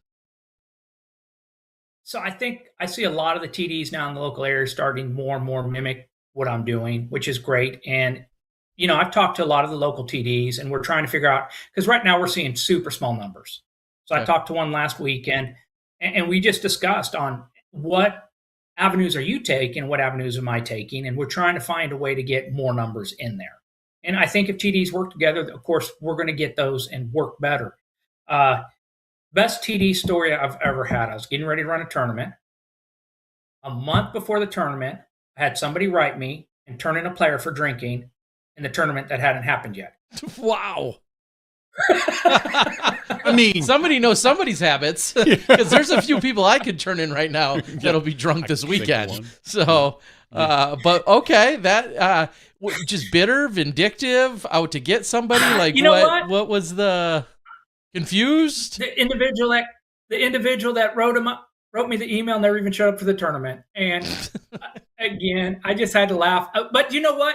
But what it did do for me, Gary, is it made me reach out to the PDGA and ask, and and I do appreciate it, because I had to reach out to the PDGA. I'm like, how do I deal with this if this happens? Right. And the PDGA has a great tournament central group of people that answer questions. They really, really do. I call them about 3 or 4 times a year just off little stuff. And, I use them. They're a great asset to us as TDs. And I wrote an email and I said, hey, how do I do it? And they wrote back and said, hope he doesn't drink. Right. I mean, no, they said it would take everybody on the card to do statements and this and that, but they gave me a hard, unless I see it, then everybody on the card. And, it gave me an answer. Luckily, I didn't have to do anything at that tournament. I didn't see anybody drinking. Okay. But, and then as a TD, some of the best suggestions I get are from the new players. Right. Because they're seeing stuff that we don't see. Right. Yeah, they're a fresh set of eyes. When they come up and say, hey, Ben, why don't we move it this way here? I actually listen to them, or I listen to everybody, because I'm learning from the players as much to benefit the next thing. And if you go back 3 years ago and look at my TD notes on the PDGA, please don't. And you look at them today, it is night and day. It is now, if you look at my notes, you see out of bounds, rule, such and such number, and it lists it. 3 years ago, OB, pathway, or beyond. Right. It's a little bit more. So now when you read those notes, I go, okay, now that makes a lot more sense. And if I have a question, especially when it comes to reliefs or mandos, and I want to look it up, well, he's got the number right there. Let me look it up real quick. It helps the player. So I do a lot of stuff to benefit the players in my tournaments. But I'm also always talking, and some things I may overdo. I don't expect the TDs to do everything I'm doing. I just really enjoy that structure and doing that for the players.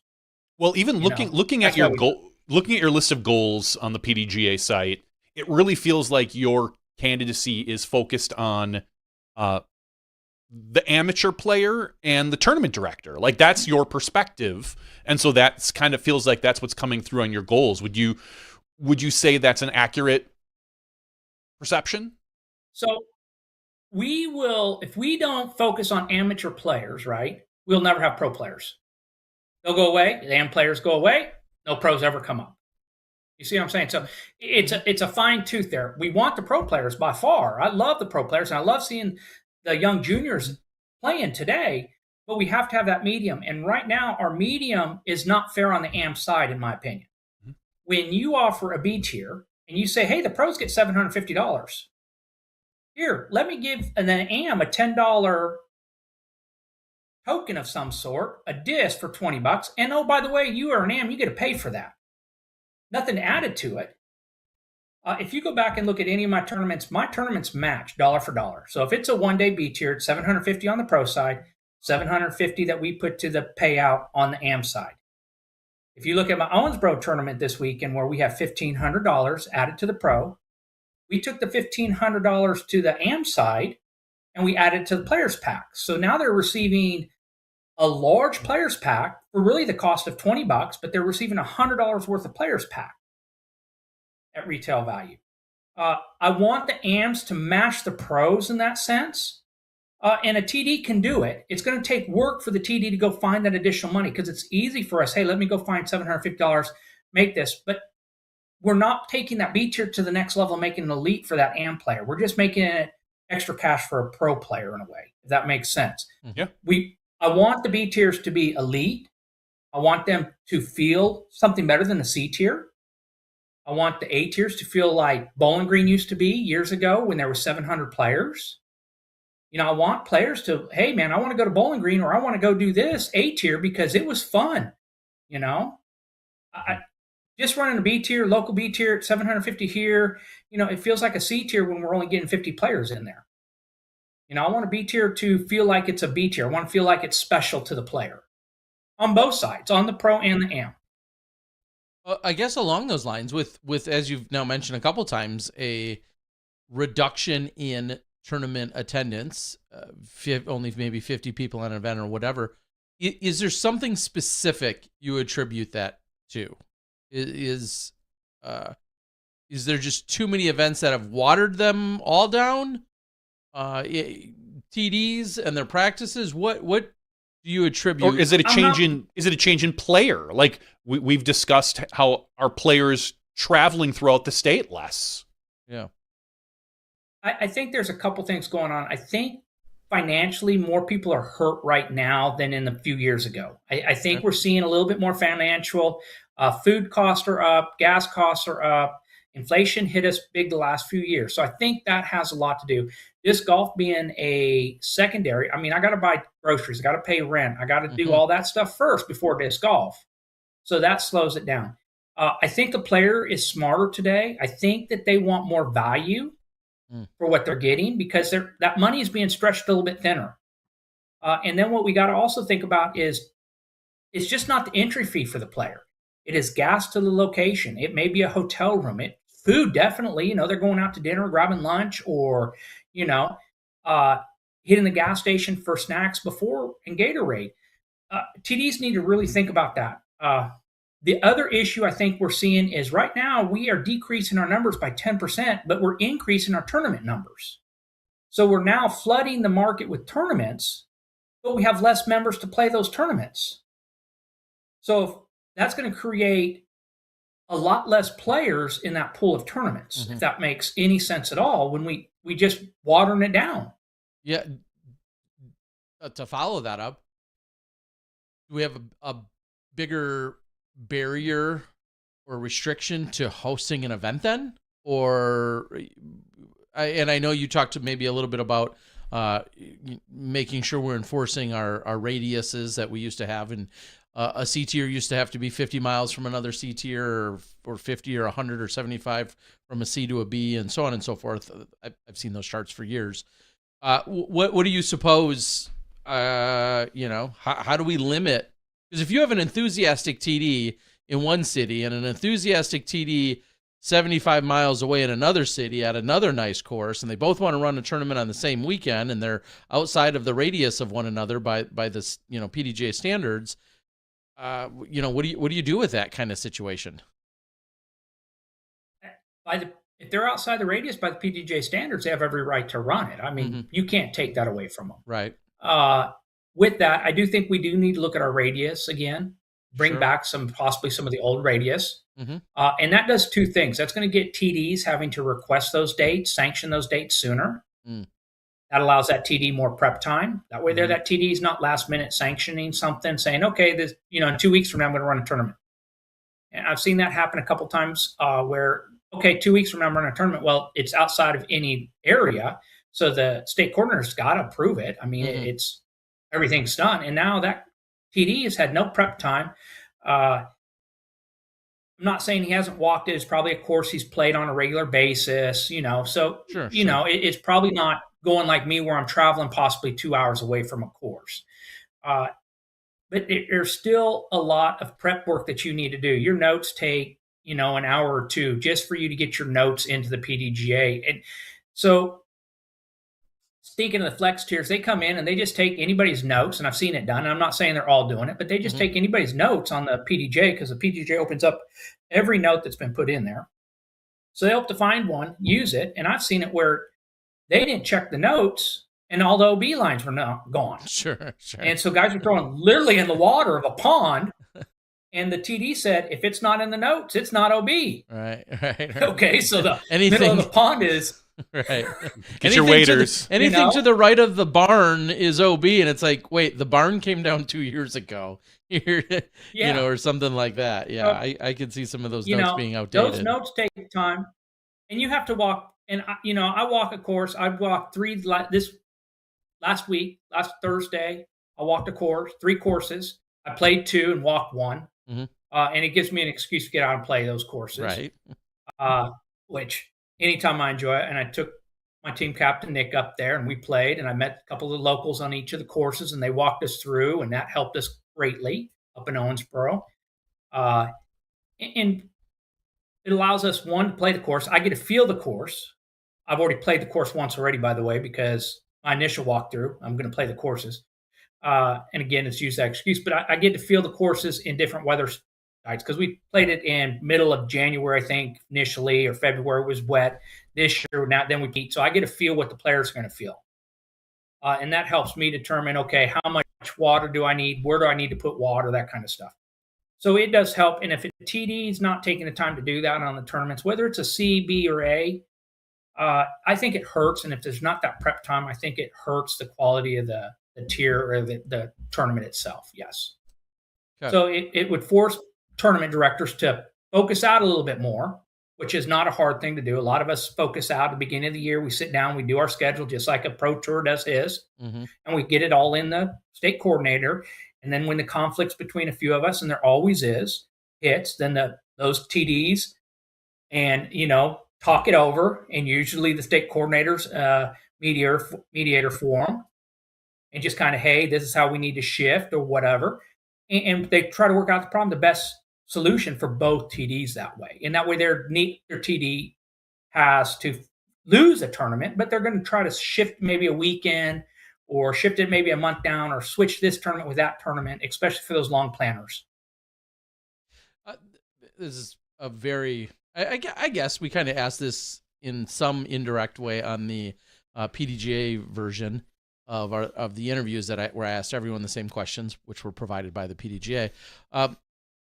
My question, though, is if you had to point to something that really has gotten you excited about what the PDGA has done or accomplished or an angle or an approach they've taken, what's something that you feel like is especially exciting or proud or boastful that you love about the PDGA or something it's done or accomplished? Is there anything that jumps out at you that makes you think, yeah, I love when they did blank? Terry, I love the way the PDGA has created the tournaments and the level of play and the rules, and they've they've created an elite group of players. We as a member are elite disc golfers, if you want to. We may not play like it, but we are an elite membership. Not everybody is a member of the PDGA. Right. They've created that there. And it allows us to communicate amongst each other. And with those tournaments and stuff, we get to know each other. We get to know other people. And my focus on the tournament is, you get that brotherhood, that sisterhood. You get to where we enjoy each other. The PDGA has done a wonderful job creating a rating system. I think their tournament central right now is phenomenal. If a TD understands how to use it, it has come a long way from the old days when we were plugging it in an Excel spreadsheet and that's how you got your payouts. Or before that, dare I say, you got an envelope in the mail that was a printout of a chart. And then you had to literally go say, okay, I have 48 players. I remember I have this much. I got to multiply it by that. So before Excel, they were just giving you paper that you had to then reference. And then eventually they made it Excel based. If you're really old, tournament directing was even way. The Excel spreadsheet revolutionized how we ran tournaments. And before that was hell. And now it's like, oh, I can run this tournament from my phone if you're really prepared. So I agree that evolution has been incredible. Yourself on that. I know. I was also like 18 or 19 running my first B tier back in the late 90s. Yeah. And so I feel very fortunate, just like the internet. I've seen it from the beginning in some of the earliest days of tournament running, or earlier days at least. But yes, hey, Terry, also dating myself. I'm kind of following some of the comments, and MD AVR over here was talking about the radius, right? Okay. So he makes a real good comment that if the tournament's full or the TDs work it out, then they can be within those radiuses. Sure. That's always been part of the PDGA. And that is a very good comment. And he is absolutely right on that. I just wanted to make sure that people understand there are ways to work around those radius limits, where if a tournament's full, then you should be able to add another tournament. There are ways to do it. Yeah, a place like Kansas City, I could see something like that happening, where you've got one big event happening on one side that's filled up, but maybe you want to run a flex event. Well, I specifically remember for many years, I used to run one of my premier events here in the Milwaukee area, and it frequently actually went up against what was then called like the GNL Clothing Des Moines Challenge. And it was always around the last weekend in May, whether it was Memorial Day or around there. And I often wanted a weekend that conflicted, and I was within that radius. And I would always write to them, and they're like, no, we're a huge event that draws from this area. If you want to run your B tier while we're running a super big A tier, go for it. And we were very blessed because they could fill it with exclusively Iowa players. We could fill our event with exclusively Wisconsin players, and Illinois and Michigan and all of these really big, disc golf states could be filling their own tournaments with just exclusively state players. They didn't even need a regional draw necessarily, but I realize that's not the case everywhere. We were very blessed in that way.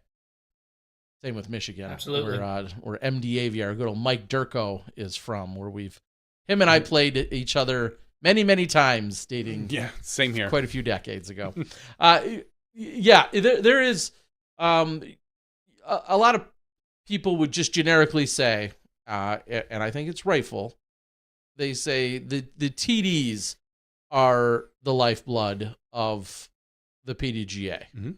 They're the ones putting in usually the most amount of work, servicing the most amount of people, because without TDs, we don't have tournaments. And we, as we all know, tournaments and organized play is what feels like the number one thing that is a result of the overall PDGA structure. As a TD, obviously you focused a lot on the TD experience as well as the player experience. Are there other areas that kind of get your goat, so to speak, whether it's from a designer perspective or a media perspective? I mean, we could really go across any other area that is a tech standards or an equipment or a manufacturing perspective, I don't think you're going to talk trash about Discraft, but is there any other realm where you're like, okay, here's where we're missing the mark, or there's room for improvement? I think there's room for improvement all over. I think that right now you've got one of the longest standing, I believe, commentaries out there. The disc golf guy I've known for years. I remember watching your live coverage back years ago, your coverage, when I first started playing. And you were one of the only ones doing it. And it's come a long ways from there with Jomez and the other stuff. And I think we've got ways to go in a lot of those aspects. I would love to see a lot more live at obviously a cheaper price, but the Disc Golf Pro Network, it needs to be able to make its money, and it needs to be able to, in order to produce that, there has to be an understanding there. They do offer, by the way, one of the values that you do get and as a PDGA member, is the basic Disc Golf Network. A lot of people don't know that when I tell them. Right. And they do discount your other deluxe sets and stuff. I would love to see more of the tournaments, of course, where we have a draw of not just the Pro Tour, but a lot of the local A tiers, the bigger A tiers or stuff going on that have established. I'd love to see some of those there where it's not just the Pro Tour, but maybe I can switch over to a local large Kansas City A tier, or, if Bowling Green never got back to 700, where we can go and see some of the local talent coming up. There's a lot of local talent. Look at Kids Worlds today. Little Preston hit an ace today. Right. It is phenomenal. Yeah. So how cool would that be to see like the Junior Worlds upon being able to tune in, even if it was for a few minutes, and catch some of that action out there. So I think we're going the right direction in a lot of things. As far as manufacturers, there's a lot more manufacturers there was when we all started. And there's a lot of good discs coming up. I've got my team captain, he throws from Doomsday, and he's always putting them in my hand, and I'm just throwing them in the dirt because that's what – no. They actually have some discs I actually really like, and I would never put down any company at all. Discraft is my favorite, of course, but they all have great discs. I mean, Anova's great to work with. MVP's great to work with. Discraft or House of Disc are great people to work with. They're all great manufacturers, and they all produce some great discs, and all of them – if you go through any of their line, you're going to find discs you like and you're going to find discs you don't like. Baskets are the same way. I think that's a hit or miss on the player's perspective on whether they like. Are you a push putter? Are you a spin putter? Push putter is going to want a softer chain. A spin putter wants a more solid chain. I think we're just kind of into a situation, as long as the basket doesn't say Prodigy across it, we're good. Sure. I'm joking. At least if you're Isaac. At least if you're Isaac. Yeah, I seen him spit out, and I feel so bad for him. Yeah. I don't think it matters. Like, I've seen Isaac's putt spit on a lot of different baskets. I will say that. Like, he knows. I'm curious if it's because he had the trouble with the Mach 5s, too, out in Portland. So, maybe it's something in the putt. And I'm not – he can whip me any day in the disc golf course. He's a great player, and I love watching him. The guy can throw lines better than anybody, I think. All right. But if you talk to certain players, they prefer certain baskets, and I think keeping the baskets mixed along the Pro Tour creates it exciting, because some players will perform better on other baskets than other, and those players have to adjust their putt to the basket. Totally agree. Johnny and I have been of that tone and demeanor for decades now. Is you show up to a different course, there's slightly different dirt, slightly different wind, slightly different tee pads, different grasses, different textures, terrain, trees. All of those things are all minor variables at every single tournament, and I'm okay with the baskets. Yep. As long as they're of the championship caliber ilk, as they say, of a certain level or above, then they can have a slight variance from one to the next. I'm okay with that for now. To see change star lights out there. Yeah, of course. Yes. Yeah. I totally fine with it, though.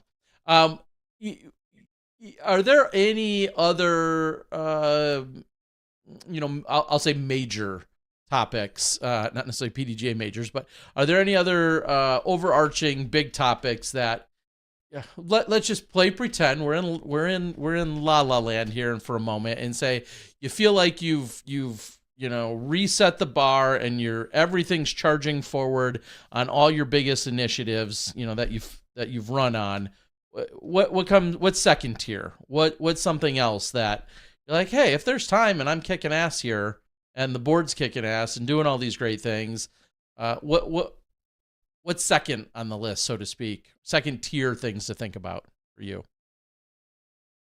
Well, I didn't think I'd make it this far, Terry. So I think I'm doing okay That's right fair. now. Okay. I will say this about your goals as a board member. I think you have more goals listed, I think, than any of the other people. He's a dreamer. He means business. I like that. I mean, it looked like, most people had 2 to 3 goals, and then yours was a very extensive and detailed list. Yes. Yeah. So I'll tell you a little secret. I have not put this out. You guys may be one of the first ones to hear.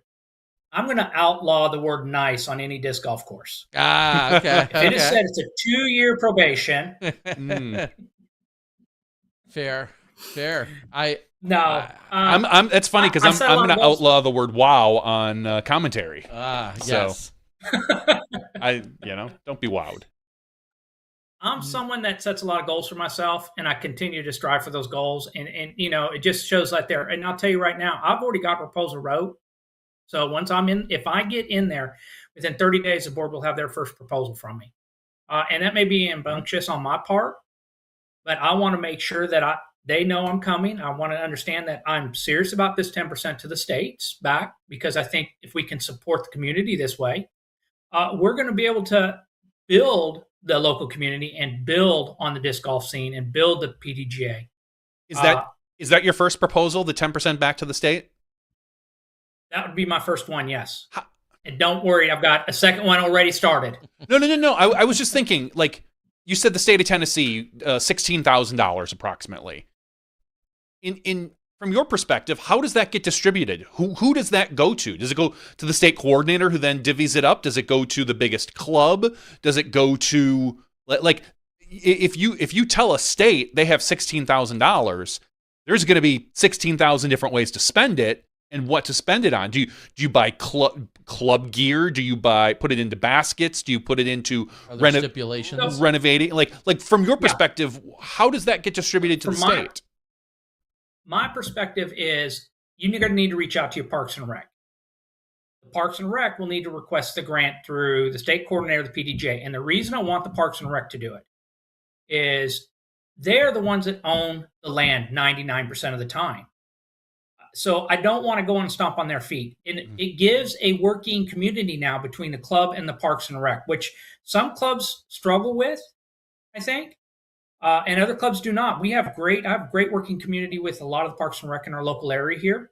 So if I go ask them for something, a lot of times they understand, and they can try to locate the money or try to fix the issue that we have, because a lot of our parks we cannot go out on and clean up due to liability issues, like other clubs can. So I would like to get the parks to push for those grants, and that would allow it. I'd like the state coordinator involved in it. So they can just say, okay, yes, I believe in this proposal. I talked to TD that requested $500 grant money a year ago. He said he had to jump through hoops, had to do a whole proposal for $500, and they said, sure, we got it for you.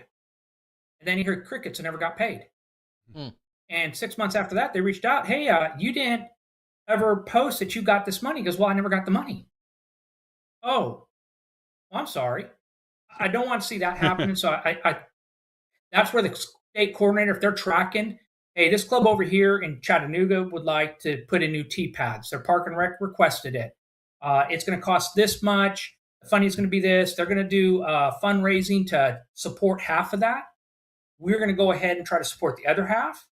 The PDGA looks at it. We can look at it quickly, say, yes, that's a good budget proposal.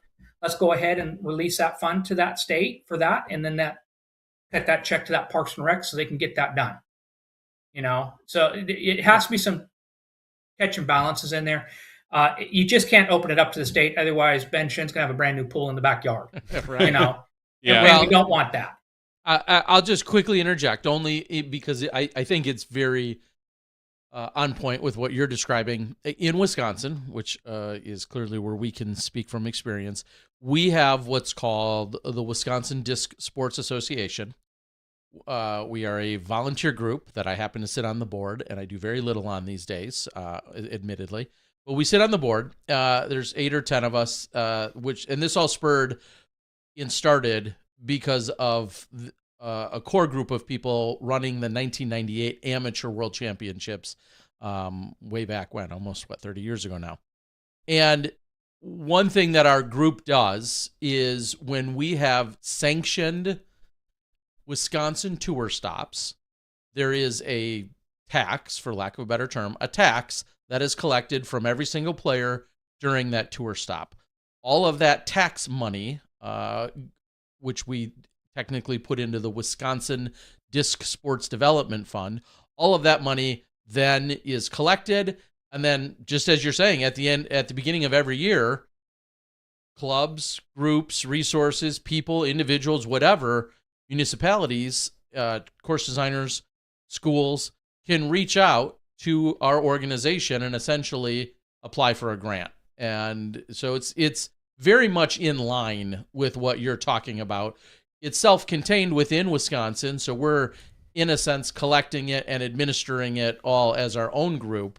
But I feel like there's some similarities to exactly what you're talking about, except for in this case, it's the PDGA is the quote-unquote holder of the money, and then distributing it back upon these grants that are then requested. So just for some context, I thought I would share that. We've been doing that essentially since 1998.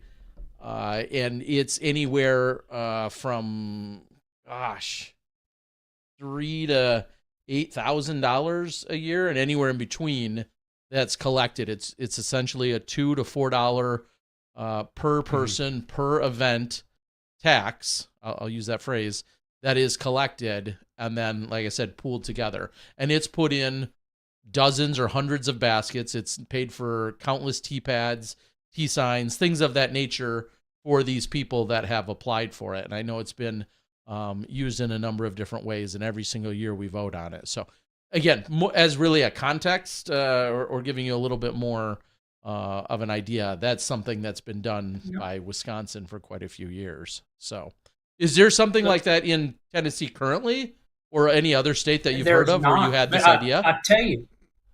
So there's not. This just comes to me because I'm going to find a solution to a problem. And, I see that we could use new baskets. A lot of parks that could be updated. Sure. We've got our oldest park down here still using like Mach 1s, stuff like that there. We'd love to get those updated. But see, now that I know Terry's got something out there, I'm not going to reinvent the wheel. I'm going to come ask Terry, hey, give me your model. Now yes. See, I think Tennessee just calls it the Chris Dickerson Fund. He just shows up at the state, he wins the Tennessee States every year, and then Chris is a phenomenal person. I love Chris. Right. And a phenomenal player. But no, see, so there's information out there, right? And that the PDG could reach out to people and get this information, and we don't have to try to do a ton of research, a ton of money in developing it. It's there. We just have to find where it's at. If you've got something like that, then we could take that model. And now Wisconsin just led the PDGA in a model for the whole United States and all the provinces in Canada and Europe, possibly, just by using that little bit. Yeah, real quick, and I'll send this to you actually because it's on our website, of which Jim Van Lannen, who runs the Silver Cup and has been on the Pro Tour a couple of different times. According to the website, as I just scrolled to it now, in total, we've had $109,570 redistributed throughout the last 20 or so years. And it gives a list of literally everywhere it's gone. This course, Edge, this school program, this camp, supporting U.S. Women's, USWDGC when it came into our state, this course, that course, so on and so forth. Anyway, I will send you a link. It'll give you at least a little bit more idea as to what we've been doing. Obviously, if you have other follow-ups after that, I'd be happy to help where I can, or at least direct you to the right people. But it very much feels like a similar process that you're looking at. So I'll send that over to you. We'll see that. So I failed to make the board. I'm going that way. We're going to start charging all the players additional money. There you go. That's, it's been great that, honestly, with this, we can point to this website and somebody says, yeah, well, where's that extra $2 go? And it's like, it put in that basket. It helped finish off this course.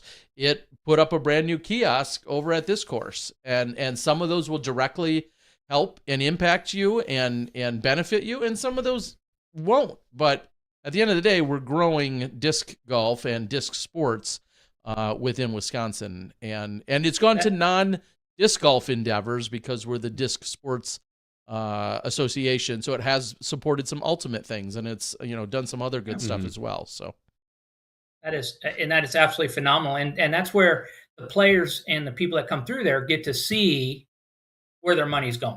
Exactly, and that brings added value to it. So if I come through Wisconsin and I pay you the $2 or $4, I'm good with it because I see it going, and that $2 or $4 is not going to hurt me. You know what I'm saying? Exactly. I'm happy to donate that. We're seeing it. And that's what I feel the PDGA, we need to start seeing it. I'll send you the email right now with the link, and you can go from there. And with that, if you have any other final parting shots or thoughts or words, I'd love to give you the floor, so to speak. I know we've had a ton of great conversation. Hopefully, we've hit on a lot of the topics or things, or even random ones you didn't know were coming at you. But if there's anything else you want to leave us with, feel free. The floor is yours. We need to get people out to vote. Last year, I think we had a little over 10,000. I'd like to see that number double this year. I think we got 4 good candidates, and I think if one of us don't excite the people to vote for us, go and vote for one of us. Go vote for 2 of us. There's 2 seats open. That is your right as a PDGA member. You've earned it. You've paid for it. That is the greatest value we have right now as a PDGA member. Whether you're paying $50 or $75, pick who you think is going to best represent you on that board, and hope that we can represent you on the board in the aspect that you want us to represent you at. If it's not me, let it be one of the other 3, but go out and vote. You should check your spam, your junk mail. PDGA should have already sent it out to you. If not, you'll get it once a week. It's my understanding, until you do vote, till the end of the month. Mm-hmm. There's some stuff like if you share an email with a spouse, like me and my wife share an email on the PDGA. She got a ballot. I did not. And it comes down because we share the email. It only sends it out to one email, which I did find her. So she had to come in and vote out of the junk email. Mm-hmm. And then I just wrote out to elections@pdga.com. They turned around and said, yes, it's because you are both sharing an email. If you want us to switch, I'm like, no, we're good. And they sent me my ballot to vote. So I got to vote already. And I voted for my best picks. I voted for our local state representative this year. So everybody's ballot's going to look a little bit different. But get out and vote. Let's get that 10,000. Let's do 20,000 this year and show that we do care and we want our voices heard. I completely agree with you. And as we always say, like, you don't have the right to bitch and moan and complain if you didn't at least vote. Now, your vote and your choice may or may not be selected, and that's all part of the whole democratic process here. But if you don't even vote, I don't even want to hear you open your yapper about any of your complaints, because the bare minimum you need to do is at least cast a vote, and then we can have a conversation about what you like or dislike. But it starts with voting, so I agree there. All right, Ben. Well, it's truly been a pleasure to get to know you even better. Thank you again for putting yourself out there and trying to become one of our PDGA Global Board of Directors. We wish you the best of luck. There's 4 total candidates, 2 spots that are available, and hopefully everybody learned a little bit more about you. And like you said, if they align with what you're looking for, they definitely should cast their vote in your direction. And if you didn't, the minimum you need to do is get out there and vote. So we appreciate you joining us tonight. Thank you all. I appreciate being here. All right. Thanks Have a good night. Take care. You too. Ben Shinn. Another of our board candidates. Yes. I feel very enthused that we've talked to 3 of the 4 candidates. Right. And all 3 of them are good. Right. Like, I know there was some controversy a few years ago when the PDGA said, well, we're going to whittle down the candidates from, like, when we had 12 or 13 people applying right. down to 4. There was talks of, like, oh, this is the PDGA putting their thumb on the scales. And to an extent, it is, for better or worse. But I feel like we have at least 3, and I'm assuming our 4th candidate is probably a quality candidate. Okay. We just haven't spoken with them. That we've talked to 3 really good candidates, and I hope everybody has taken some time to listen and casts their vote. As we keep saying, cast your vote, cast your vote. It's in your email. Cast your vote. You betcha. Again, all their platform statements are listed on the PDGA page. I was just going to, here's an election information, pdga.com/elections.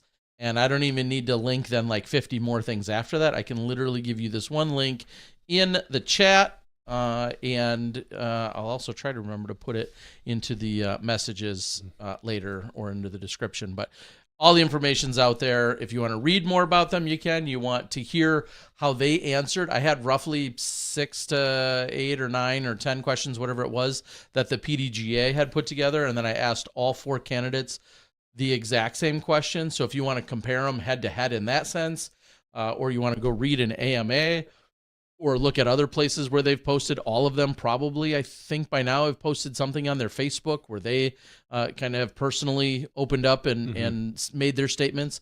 So there's a ton of information out there as to who you may like the most and or align with. So absolutely get out there and do it.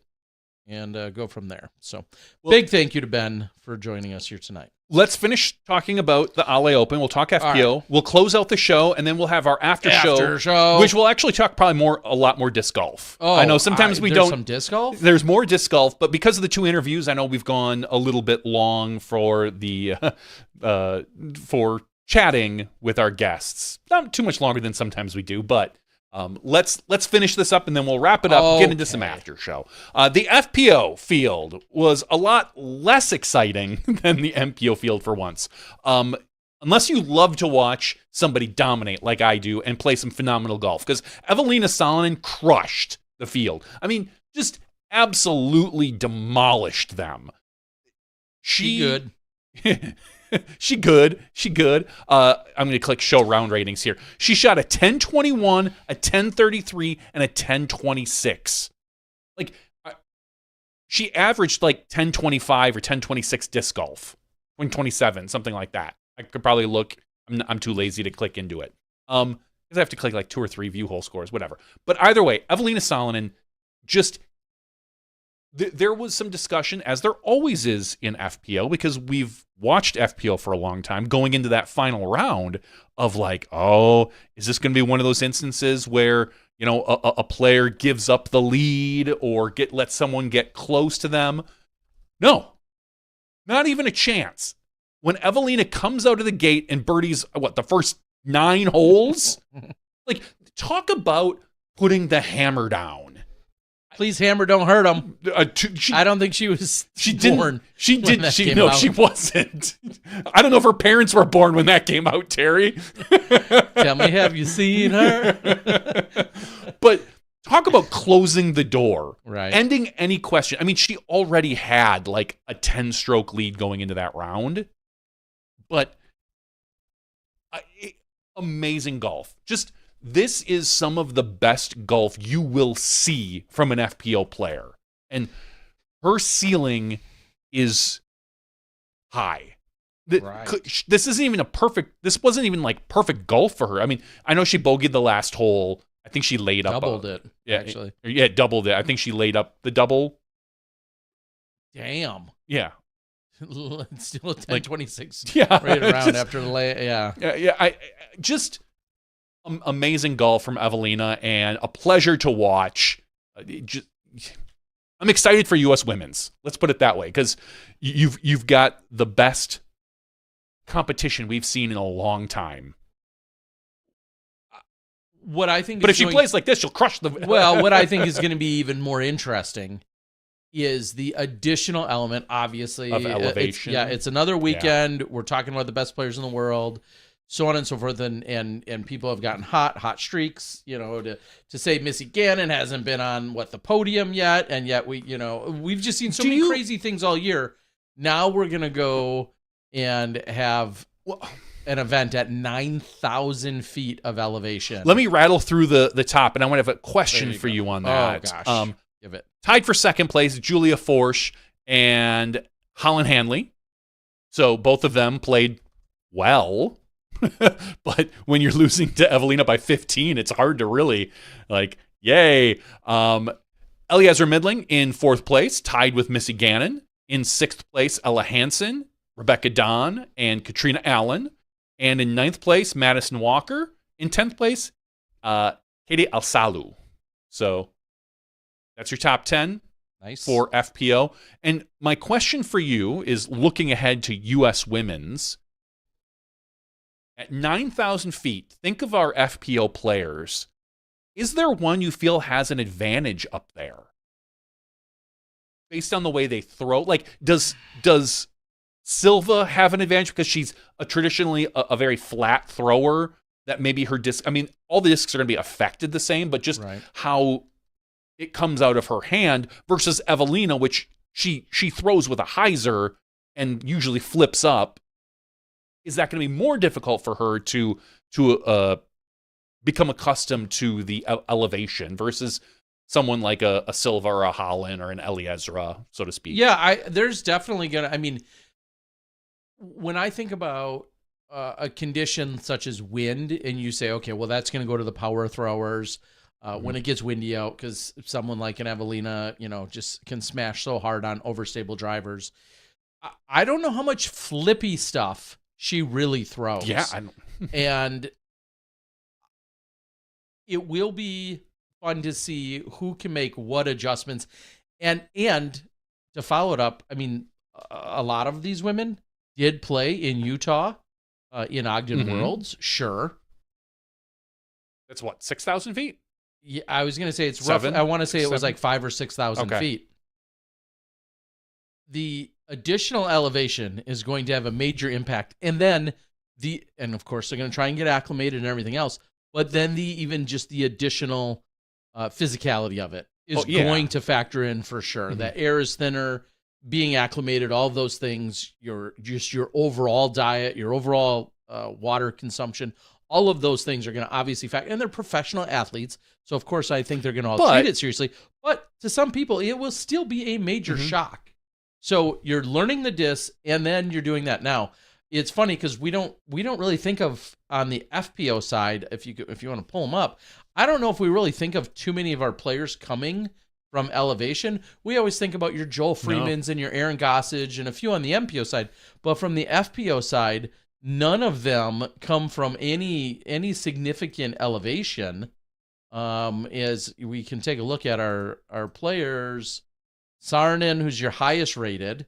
I do like your philosophy on the idea of her throwing relatively straight already. Owen Scoggins, who throws with a ton of flex, typically. Does she just go lighter? Does she just crank harder on her flexing? Well, she throws destroyers. That's what I'm saying. And does so she go lighter weight? Does she change to wraiths instead for her flex shots?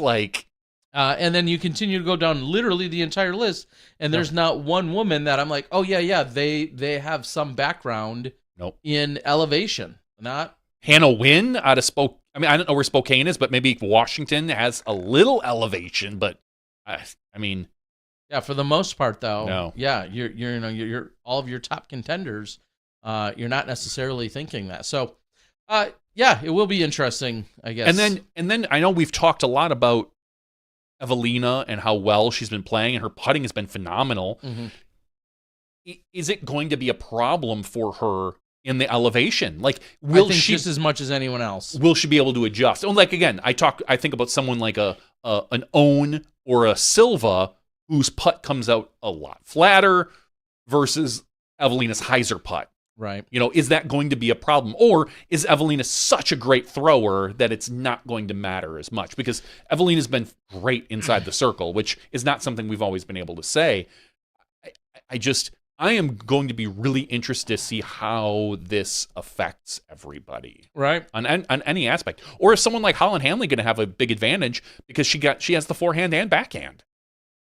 Because, flipping over a disc in these type of conditions is difficult.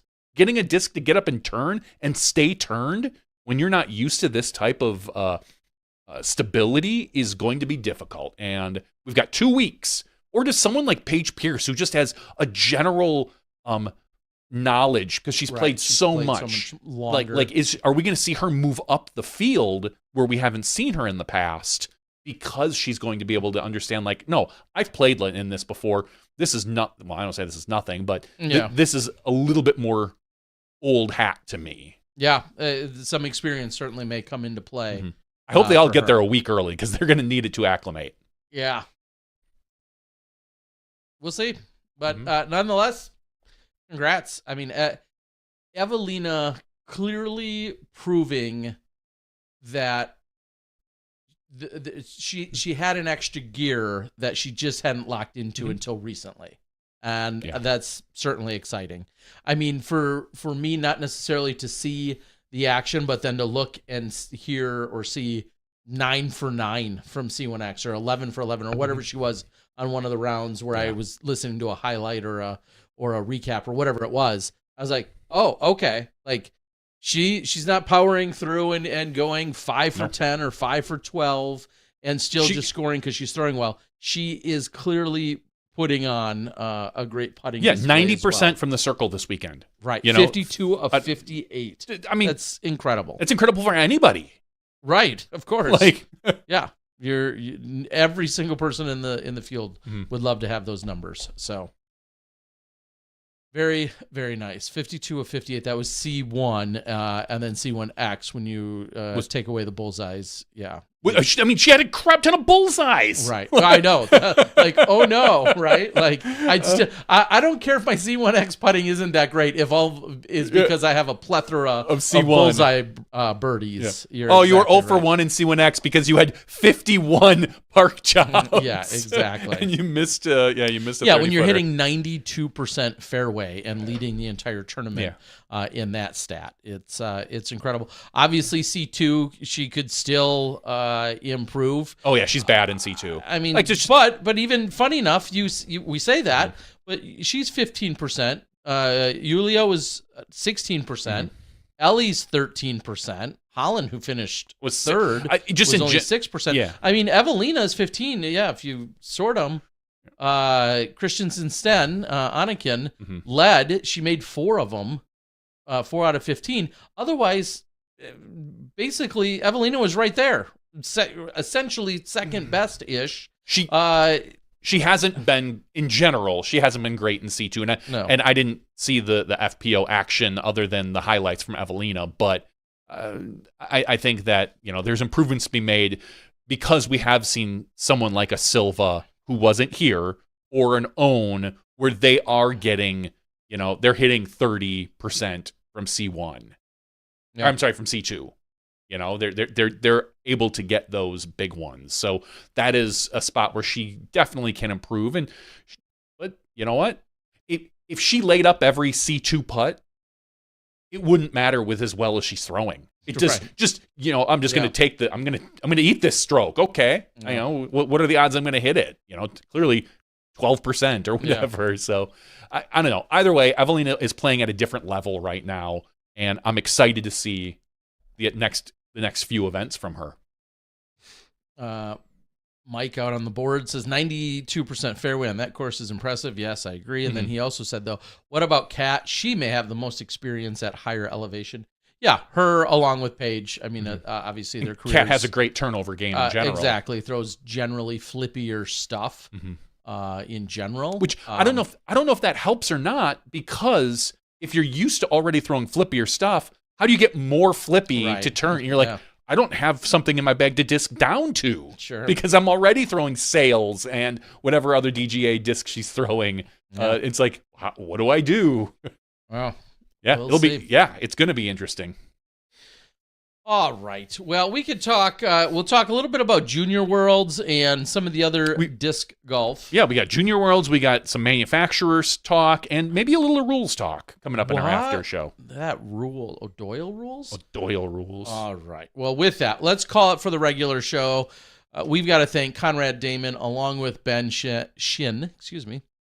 Both of them for joining us tonight. Getting again more of their personality. More than just the words on the screen or the things that they've talked about in terms of their platform or the initiatives that they're championing. But you had a problem saying it just like he did. Just like he did. Conrad exactly. had a problem with it. Championing. Sure. But it was great to get to know them both a little bit better. Hopefully you guys found that useful to see their personality and see where they potentially align with you and the things that matter most to you as a voting member of the PDGA. So appreciate them for joining. I think that's it. That's episode 615. We're going to take a quick break.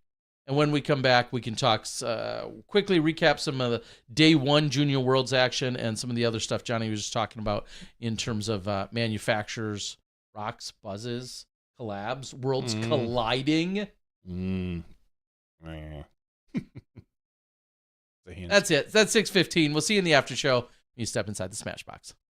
Thank you to our $2 and above patrons. Your name is listed below in the credits. If you are interested in being listed as a producer in the SmashBoxxTV credits and supporting this and other fine podcasts, please visit patreon.com/SmashBoxxTV.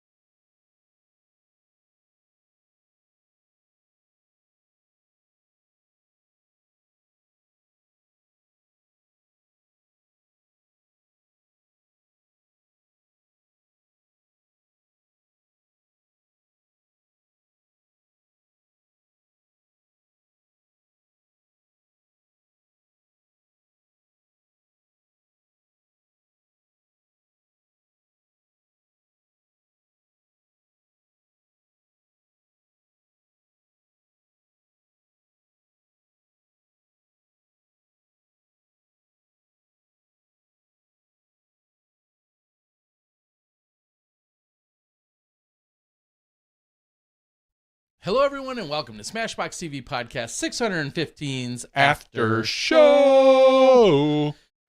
Show and tell time. Show and tell time? Oh, I don't have anything to show you that's appropriate, but show me something inappropriate.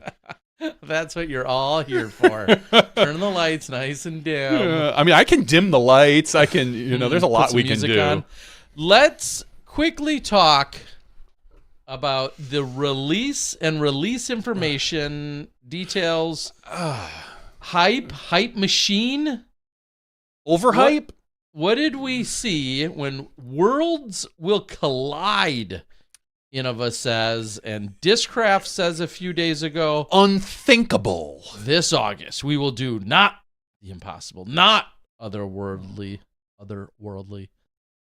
We will do the unthinkable. Of course, what are we talking about? What everybody's talking about? We saw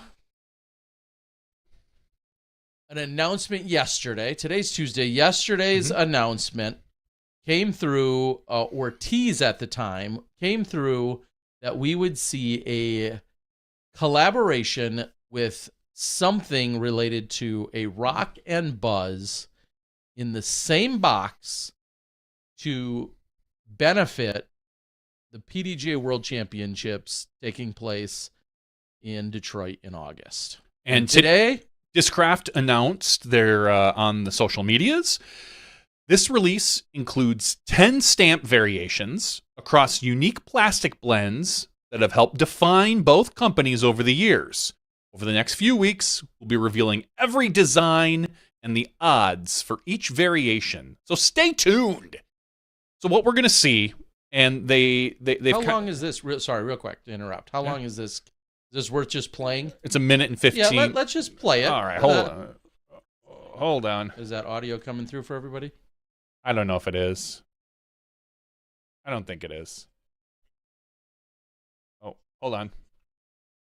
We're going to reset here for just a sec. There was a... Is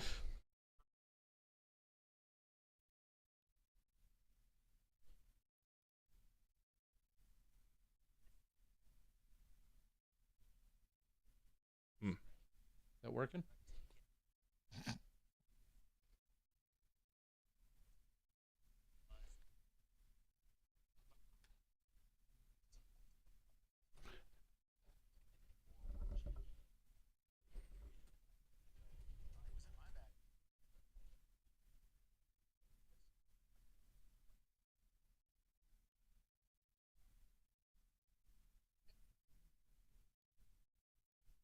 All right, so the audio's not working. Okay. But what we're watching is seeing Jeff Panis along with Bob Giulio, respective of both Innova and Discraft, talking about how the two discs that are in this box are the Rock and the Buzz, how they've been the staples, and I'm sorry. I'm I know listening to the music, and it's got me all jacked up. Just talking about how they have come together in this one collector set as this big world's fundraiser. And I guess, what's your initial take? A little disappointed.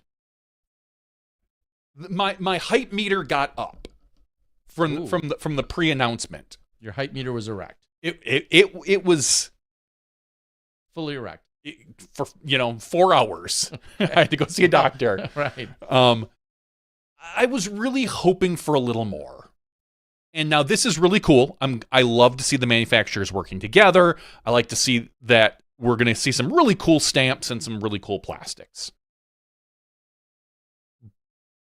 And this reminds me a lot of what we saw with the Luna box, the battle pack, where it's going to be different plastics and different stamps and different rarities that people are going to try style of box in the same style of box. And it was a very popular release that drove a lot of sales. And we're going to see this as well, except with Innova. So I'm glad to see a Discraft Innova collaboration.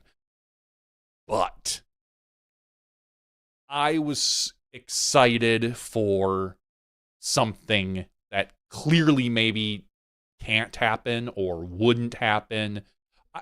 In my head, I was thinking I would love to see a mix of plastics between the two manufacturers. Like, sure. give me a Buzz in like the old Rock plastic, or in current Rock, or give me a Flex Rock or a Star Buzz or something you really exclusive and unique based on some of the social media, the worlds colliding, right.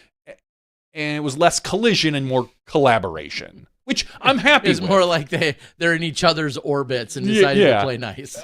Agreed. Yeah. And again, I am happy that we have this. I'm glad Nate Heinold is making this step. I'm glad that this will probably raise a lot of money for Worlds. Right. All those things are awesome. Just a little, and again, maybe it's me and a few other people I see online. Maybe the hype meter was a little bit high for that. It was hypened. It was hypened. I will agree with everyone that has come back and said, this is, if you rewind and you know their history and you know their rivalry and you know their subtle and not so subtle angst against one another, as these two companies historically dating back many, many years, especially back in our days when you were diehard Discraft, you were diehard Innova, Team Discraft, and or Team Innova players had a chip on their shoulder sometimes toward the other team. Like it was a little more, that's such a good word, I think, is actually chippy at some points. Now you see, Ezra and Isaac on two totally different teams, and it's no big deal in general. Two brothers and it's obviously so many things have changed. Exactly. But back in the day, you could liken this depending on where your rivalries or analogies want to go.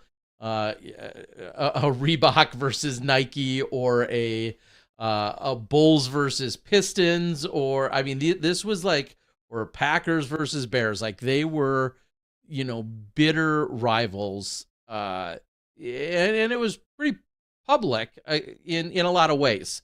So to see a collaboration of this level and this magnitude does seem unthinkable, given that history and that kind of, we'll say, old school knowledge and mentality. I'll quickly say, I do agree. So as much as I can commend that, if you know that and recognize that, it does seem crazy. I agree in the sense that I felt like the results still somehow didn't match quite the hype. Yeah. Are we jumping the gun a little bit? Could we still see something like that? Could we find out in a week or two, guess what? Our most exclusive box has this special plastic, has the Rock and Buzz plastic swapped. We're going to see after they hear all of us yelling about it, like a TI Rock, right, and whatever champion CE Buzz or something, right? Maybe. I'm pretty sure their like production plans are all in the works, probably, and are going to get unveiled and rolled out. I think I saw another video earlier today in talking about how they'll have all these specific sets and the rarities to them. And I think they'll be cool. And oh yeah, I'll say, they'll still sell out. I mean, we can second guess it. I'll buy one. I'll certainly buy them. I'll certainly want to own them and collect them. You'll hoard them. If offered as a reseller, be able to sell them as well. Like I'm not saying that they've done a really good job at creating hype and creating conversation, and I almost think, I'm not gonna lie, I almost think that, I hate that phrase, the Innova changing the color scheme to Discraft's colors and then Discraft doing that for Innova, I thought was almost cooler than the end result here. Like that to me was like, wow, that, like, they are all in. Which is one of the reasons I thought, like, in my head, this is so major. This was, and again, I saw that and I thought, a swap, a mix, again, something. We're getting a collaboration, which is great, guys. Baby steps, maybe, but a lot of people were really hung up on the idea of a basket collaboration, and because the social media had a big Innova basket right in Michigan. Like that was Innova's social media post. It was a giant basket. Not the Worlds Collide where the two planets are mixing up, but it was the announcement that on this day we're going to see and it was a giant Innova yellow basket. Well, I don't know if it was an Innova yellow basket. It looked like more like an AI basket, but it was a yellow basket that was firmly planted in Michigan, which looked like Detroit area representing Worlds. Worlds is, yeah. Correct, which made sense to me. Like, I don't think that they planted the Innova basket in Wixom or wherever. It was a Detroit reference. But, like, that's why I think people were hung up on a basket. To me, that made no sense. Like, just I was thinking, like, because you're still never gonna have a perfect basket, right? No matter what basket, even if they did collab. Basket's gonna like make somebody happy. Nothing, and that's no basket. And in my head right away, I knew in my heart of hearts that this was something for Worlds. Like it just made sense to me. Like this is some promotion for Worlds. That's why a basket to me was like, they're not. Are we gonna see? Are we gonna see Discraft branding on an Innova basket? No. Like that would not make sense. I knew it was plastic related. I knew it was disc related. Or at least I felt that very much in my heart. I just... So, and I don't want to feel too disappointed because, again, I'm the one that in my head got my own hype meter up on this. I can't blame the manufacturers for what I was thinking. Can I? But I don't know. I mean, you've disappointed many before. Lots. A lot. Yeah. Lots. Going on 19 years with my wife. Yes. I have a whole list of people you've disappointed. Yeah. So, and of course, there was a lot of theories out there, and just because any one person's theory wasn't right doesn't mean that they had the best idea. I mean, there were plenty of ideas out there. Some I think were insane and completely unpractical. But then again, they did use the word, collide and unthinkable and otherworldly. Like, I thought maybe Innova was giving the alien or the it to Discraft. Like, we don't want it. You take it. This thing sold worth crap. In fact, we rebranded it. Yeah. So again, they'll sell out. They're cool. I think they're a cool item. Do not get me wrong. I think the idea is cool. I just don't know that it matched. And I don't think we're unique in saying that. We're both old school. Like, we know that history. I just maybe had this happened 10 years ago, it actually would have been more impactful. But now there's so many brands and so many companies, and these aren't the only two giants in disc golf anymore. We've got there's other the Swedish, and we've got MVP. Large, there's really large players. Now they still may be two of the three biggest. Yeah. For sure. Wow. But they used to be almost the only two in disc golf. And so which made a rivalry that much more. Exactly. We had Gateway and sure, but you played Lightning you tried to get on Team Discraft or Team Innova. Correct. Those were the two pinnacles, and there was no even next level that mattered. You were either on Team Discraft or Team Innova. Yeah. That's how you knew you made it as a professional that was largely revered.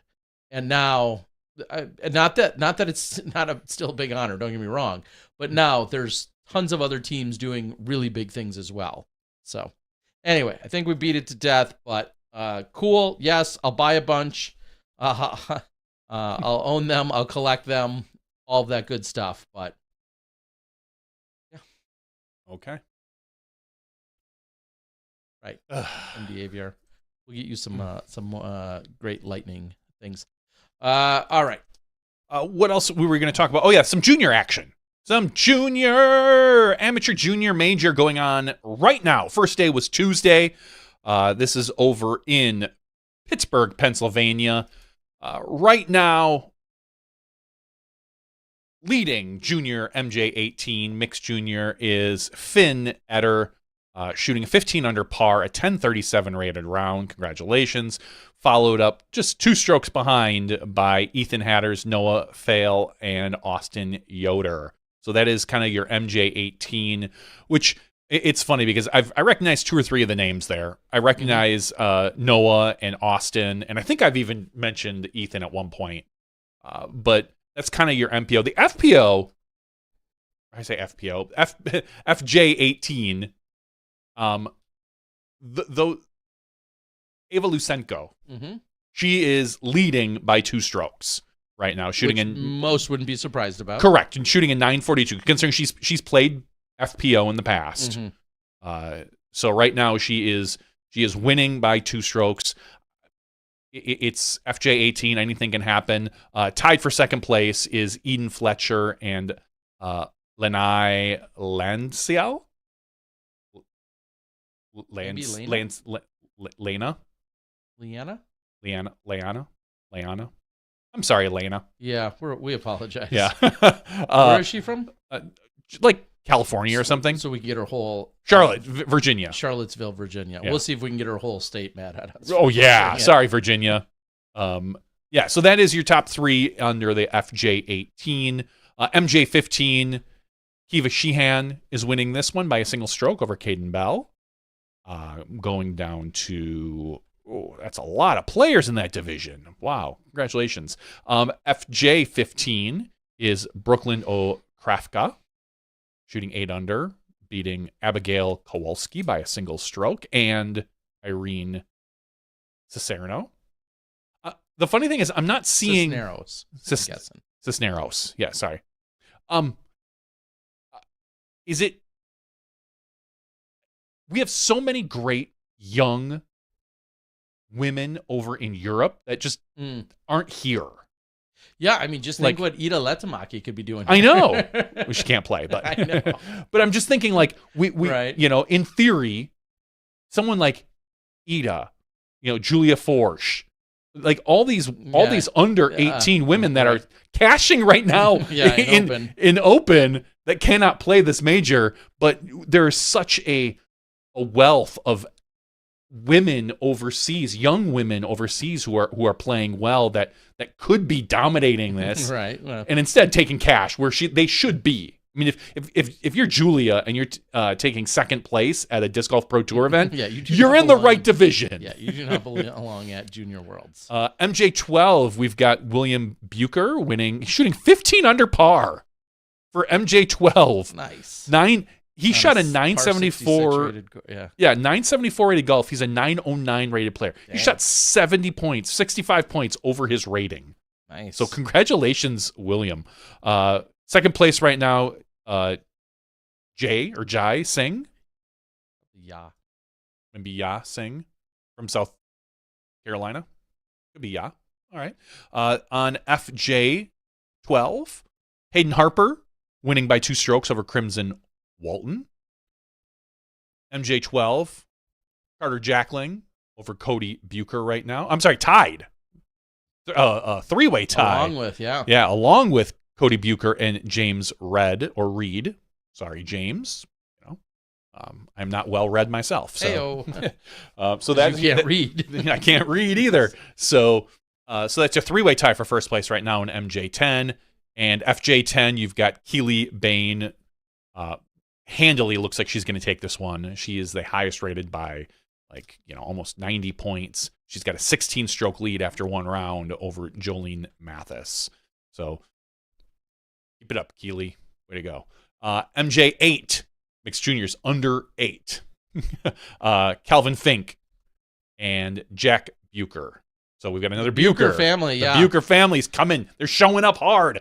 They are tied for first right now in MJ. Are they in? Are the Buchers in first or second in every division they're entered in right now? Let me look up. Let me do a search for Bucher. There's 3 of them. Cody's tied for first in MJ10. William is in first in MJ12, and Jack is tied for first in MJ8. So all 3 of them. Buchers are buking it up. They certainly are. So best of luck. We'll have to keep an eye on all of it. And then FJ8, Lizzie Hacker winning by 4 strokes right now over Zara Gunn. Zara. It's too late. I know they're not up this late listening, so I can mess it up. Better not be. Gets it back. But yeah, we'll keep up with them next week and figure out where everybody stands after a few days. This was just round 1. But there is a lot of fun going on over in the junior worlds. Gosh, one junior that can't hang yet. Clearly doesn't have their game together. One Micah Richard McBath. Just waiting for that to finally be a thing. Why? Come on. Why isn't he winning MJ under 8 right now? Under 8 days? Yes. Congratulations, of course, to the McBath family. As I just mentioned, Micah Richard McBath, born on July 2nd, 2026. I'm a little offended. They didn't name it like Terry Johnny McBath. Or Johnny Terry McBath. It doesn't matter. That's makes sense. Yes, I don't know why. But congratulations to the McBath family. Love it. No, that's great. That's great. We're glad everybody's home and healthy. And right. So congrats. Should we have soon, if not this week, by next week, should we have possibly a little germ? It's news? Coming up. I feel like they were due right around the exact same time. If you're you know, is it going to suck being like Germ's kid, knowing you're always going to be called Little Germ? Like, his dad is Big Germ, will always be Big Germ. Even if the kid outgrows Germ, like my kid has outgrown me, he'll still be Little Germ. Yeah. Or will he have the Germ moniker because we get Germ as Jeremy? Right. You know, is he going to have a different moniker? I don't think they've announced the name yet that they're going with, but you know, I don't know. We'll have to find out, or do you just keep the little part and then figure out what the name is going to be? I mean, if they become a rapper, it'll have to be a little something. Yeah. So waiting on that announcement probably to drop at any point. But yes, congrats to again the Macbeth family. Good luck to all the juniors the rest of the week. We're looking forward to keeping up on it and watching all the action. One of the things that people always like to kind of look at are the long drive competitions at Junior Worlds. Looking at these kids. No, I don't like to look at that. I know. Well, is it because they all outthrow us? Yes. I mean, even down to at what division do you feel like you can outthrow? We haven't looked. I haven't scrolled down. Like the longest thrower, you can see like I still got that kid. No. How about this? Maybe MJ under 8. Can you outthrow an MJ under 8? I'm still outthrowing 8-year-olds. Okay. MJ under 12. Can you outhrow the longest MJ under 12? I'm going to say yes. Okay. How about FJ under 12? Yes. Oh, jeez. Not FJ under 15. Okay. We'll find out. MJ 18, Austin Yoder, threw 597 feet. Damn. Yeah. Besting Josiah Barlow by about 25 feet. Congrats. We'll scroll down. We're going to see where Terry doesn't throw as far as the bottom thrower practically, Jackson Zentz, who threw 352. Dang. I mean, right. I think you can maybe hit 350 again still these days. I could, but I would not count on it. FJ 18, we got Ava Lusenko. Yep. Okay. She threw 416, outdriving us. Yep. Clara Watson threw 346. MJ 15. I said no. No, there's no way. 524 by Chase Zimmerman. Yep, never. I've never recorded a 524-foot throw that was not downhill. No, say not on flat ground. I haven't. Nope. Beck McDonough at 521. Mixed Junior MJ 12, 413. Yeah, I think I've thrown 413. I know I have. But could I do it right now? Ugh. I don't know if I could. Maybe on an unwild or non-aiming, just yeeting a disc. I might be able to hit 412. I don't know, honestly. It would be difficult for me at this day. But Jesse Felder or Kelder or Jesse, I don't know. He's from Estonia, so probably Jesse. Yeah, Jesse. Bryce Yutzi in second place with 374. That's MJ 12. Sheesh. Going down. MJ 10, 351. Finley Weaver. I don't know if I'm beating him. It's going to be tough. Finley. Yeah. Probably not. Yeah. Maybe. It's going to be close for us. And MJ Jack Bucher Jack, I got you. Throwing 264. Most of the time we got you, Jack. Most of the time. Now, next year, you'll probably get us. I'm not going to lie, but this year we got you. We'll keep up. We'll have to have a social media post of us versus Jack. Okay, Jack, you are 9 now? Only if I have the power to delete. Because I want to see how long it takes for Jack to outthrow us. It's not going to be too long. No. So congratulations to your long drive competitions. Did Jenkins throw did any this? of them? All right. Arian Jenkins is right now throwing MJ under 12. This is Avery's oldest son, I believe. Right. 322 feet right now. So that's pretty solid. Mm-hmm. Yeah. Got a little work to do to catch up to Dad. A little bit yet, but might not be long though. No, probably not. Are there any other kids that we know? Kids of players. Yeah. Obviously we've got Ava Meyer. We know we've been friends with her forever. I saw Danielle from Estonia, who is the youngest to get to 1,000 rated. Okay. I saw him in here. I know I gave him a little shout out when I saw him in Estonia. I did a little video with him actually because they were doing a fundraiser for him. And I saw that he finished 6th in the distance, throwing 481. Jeez. So that's pretty impressive. Other names of people that we absolutely for sure know. I kind of breezed through, and I haven't seen. Maybe we're still a few years out, but I would think of maybe someone like saw Ellie's sister out there competing. Yep. Well, I think of someone like a Brinster, one of Steve, who's probably there. No, he's probably accepted cash. Yeah, I was gonna say I don't think he qualifies. Age-wise, he does. Yes, age-wise, he does. But I think I'm pretty sure he's accepted cash. Yep. So yeah. But I mean, just that type of, right. You know, or a Rico, who we know Cam has already accepted cash multiple times. But those are all people, you know, that we grew up with that have kids that are of these ages that can play. That's why I'm kind of waiting and expecting to start seeing like, oh yeah, we played against that guy's dad. And we probably have, we just don't know it, and they probably beat us. But that's your juniors update. Congratulations, good luck to all the juniors playing. Hopefully, you know, have fun, stay out of the heat. It's drink your water. Yep, drink lots of water. Love it. One of the other names here in Wisconsin, is she on there? I was going to say Genevieve Davis. Oh, okay. I closed it. I don't know that she was out there, but best of luck. She represents Wisconsin and has a couple of world records, throwing distance records herself. So yeah, we saw her the other day, or a couple weeks ago at Dretska, didn't we? Right. All right.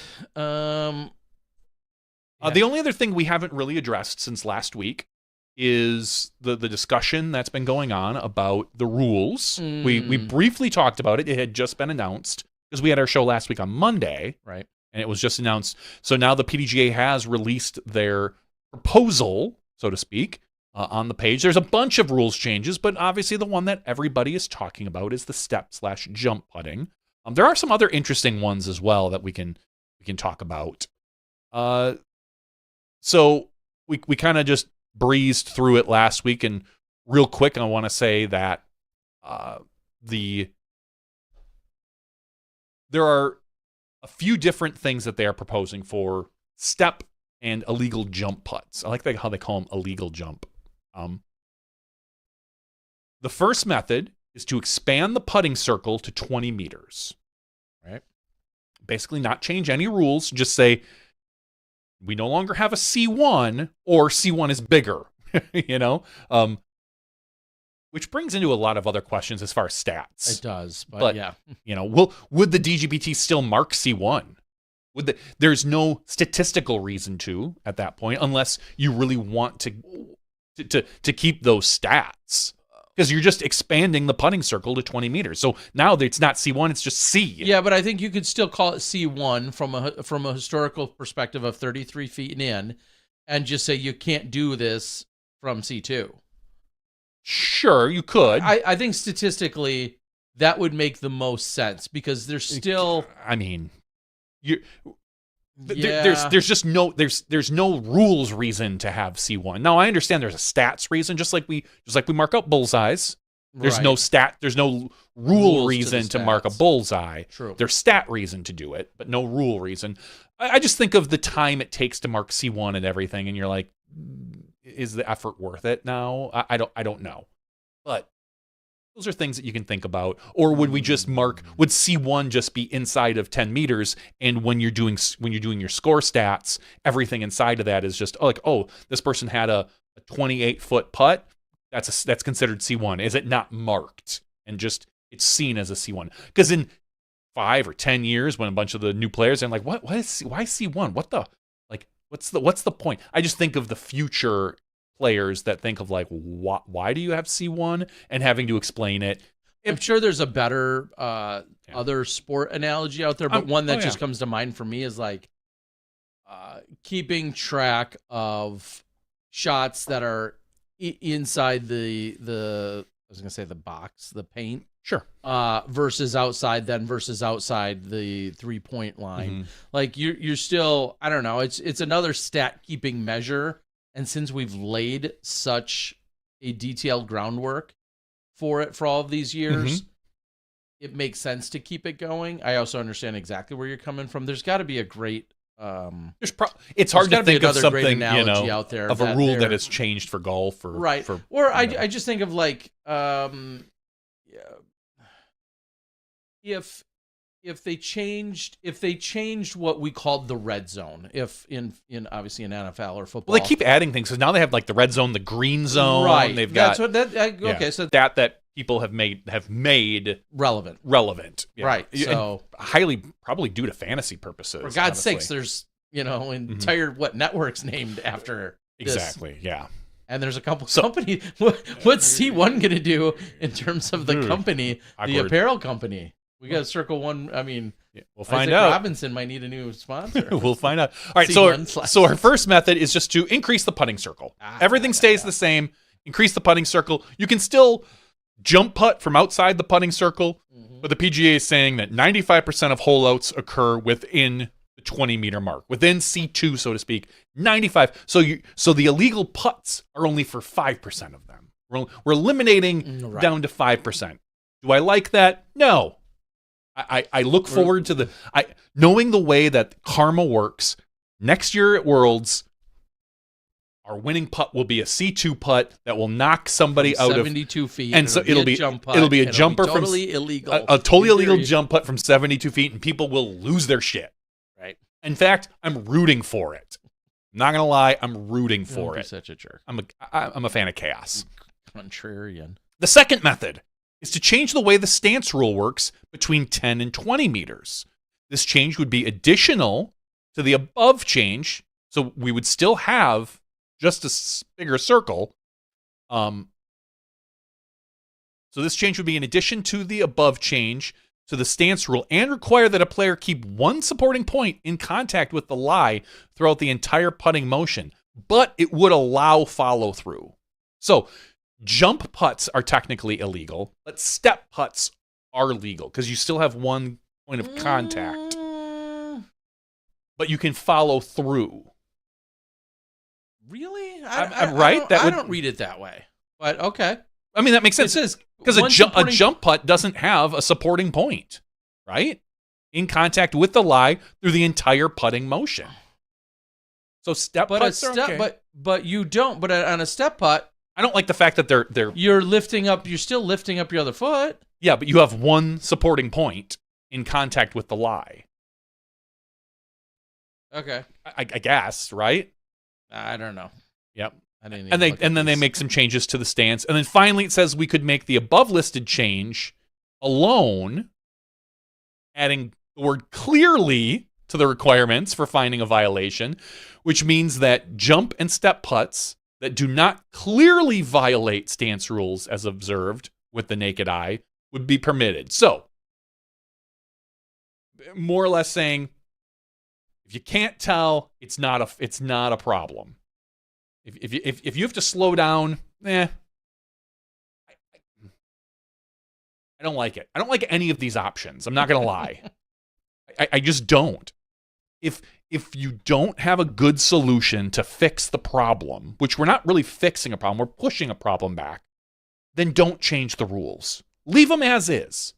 Who cares? What if you don't care that a step putt from 35 meters is illegal? Why do you care that a step putt from 70 meters is illegal? Just because there's fewer of them? That's what I can't get over in my gut. And yes, you'll see less of them. You'll see it's less impactful on the overall score. I get all of that. I totally do. But we have a chance to if we're going to make a change, let's find a way to fix it. Wow. Let's not. Sounds like your platform statement. What political office are you running for? And I don't. If we're gonna make a change, let's fix it. And I don't want to be sitting here saying that I don't want to be the guy that's like, well, if it can't be perfect, don't do anything, because you're never gonna find it perfect. Don't let perfect be the enemy of good. Right. Get all the cliches in there. I'm going to. Don't worry. my fellow Americans. I just think there's got to be a better solution somewhere, Billy Mays style. I don't know, truly. I know in the past I've joked kind of about creating like a Smashbox, a new lie. And a lot of people are like, we don't like that because it can ruin lies in the fairway.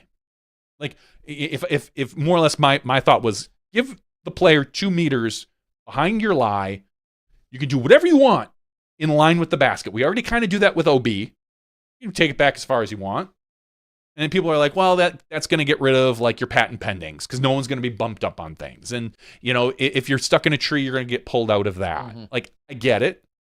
But if we're talking about changing rules just inside circles, which we are now, then do something like that inside the circle. Inside C2, you have up to 1 meter or 2 behind your disc. And I don't care if you jump, as long as you don't cross that lie. Don't go in front of your lie at all. If you want to step putt from 40 meters, cool. Take 1 extra step back, and when you plant, you're behind the disc. You're behind your lie. I just think like if you're going to fix it, let's fix it. Let's not push it away. Let's not set ourselves up for a failure in the future. Because players are only getting better. The putting is only getting better. Do I think it's going to get significantly better in the next 5 years? Probably not. But 10 years, are we going to see everybody at 100% inside of 30 feet? A bunch of people at 100% because our putting is just that good now. And now our C2 percentage is at 50% instead of like the 20 to 30 it is now. I just feel like we're pushing the problem downhill and kind of closing our eyes to it. Maybe we should say nobody can go forward at any point, but let's make all baskets twice as big. Ooh, there you go. I mean, there is talks about people saying, why are we allowing people to go past the lie at all, anywhere? Make it so on the tee, we either increase the length of tees, or you draw a line at the end of the tee and say you can't follow through past this point. Or and then on the fairway, don't let people go past. It's got to be either a standstill or a step through kind of throw. I mean, God, we saw Isaac Robinson this weekend throw one of the most phenomenal standstills I've ever seen, right, and park a disc. So we know it's possible. Dude can throw 400 plus at a standstill. Do we need to allow players to follow through, so to speak? Could we sell it as not only is this better for injuries, because we see players trying to throw as hard as they can all the time. Would this cause less injuries now that you're forced? Would it cause more injuries because you're yanking through on your back? Yeah, you're restricting yourself. I don't know what the real answer to that is. You could probably argue either direction. You might see less knee and ankle injuries, but we'll see more back and shoulder injuries. Well, I don't know. What you'd also see is a massive advantage go to forehand dominant throwers. Good. I'm not saying it's bad. Everything changes something. You would change the entire game at that point. If you clearly you put all of our players now for the most part can throw forehand. All of our top players. For the most part, I get it. But here's the thing. This is going to roll down to every player. This isn't just Disc Golf Pro Tour. We need to think about this from them all the way down to your C tiers. Yeah, and that's one of my challenges with it, specifically in going back to the 20 meters, is at a C tier, unless it's one that Ben is running, who we talked to in the regular show. Nice job, Ben. Who does tons of prep work. At a C tier, you don't have it marked at, you're lucky if you have it marked at 33 feet. You probably do not have a 66-foot or a 20-meter circle marked on your baskets at a C tier. No. So the last thing I want is a bunch of dipshits. Dude, are you at 58 feet? Are you at 52 feet? Are you at 64 feet? I don't know. Can I jump up? Can I not? Like, I very much worry about that. That's a big circle. And someone had said, like, if you paint that's literally an entire can of paint per circle. Sure. And on top of that, even if you're not using paint, let's say you're using those little whiskers, How many do you need? Like Well, 6, 7, 8 per a minimum, but it's just the true effort of when you are 66 feet away from the basket. Everyone's gonna need those little like minis that you put up. Just realistically It's think, difficult. and this is very niche, but think about Dretska Park, holes 1, 2, and depending on the pin, 3. You're 66 feet away from any one of those pins. Where are you marking those? Yeah, Like right. they're relatively wooded holes is my point. Just thinking about like 66 feet. Just think if you're on hole 2, looking at hole 2, Yeah. and you're 66 feet to the right, you're almost on the road. You're almost in the road. But you got to go mark that as a TD in theory, or measure it. Like I just worry about the reality. Are you forced to mark things for A tiers? No. Oh, for A tiers, I don't know. I don't know. Point is, not no, you're not for circle 2. I'm sure you're not. But for circle 1, because this Even is just there, a I circle. don't think you are. Okay, No. I didn't know for A tiers if there was a I'm just requirement saying, to like, mark. just the the reality puttings. of how impactful that rule is, and then thinking, It's dude, are you at 58? No, I think I'm at 62. if you thought people were just, because most of the time, if someone asks me, am I outside the circle? I look, I'm like, yeah, you're close enough. I don't care. Honestly, I'm not. Can I tell the difference between 29 and 32 feet? No, Probably not. So I'm always just like, if you think you're outside, you're probably outside. your legs are shorter than mine. That's Yeah, what you could say to them. and look at the think about the time that people are going to pace those off. That's what I'm saying. Yeah. All of this comes to me as a once in a while TD, and thinking I'm not- about the reality of like, and that might 4 be people standing around temporary. that are That's- potentially. Let's just say though, you have 4 people on a card Mhm. that are between 56 and 68 feet, and they're all staring at each other. Are we in? Are we out? Are you?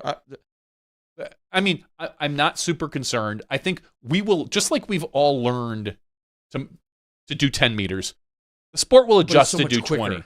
It's so much quicker though. Because we've done it. Like again, it'll take a few years, but then people will kind of get a general idea of how far away your body will understand.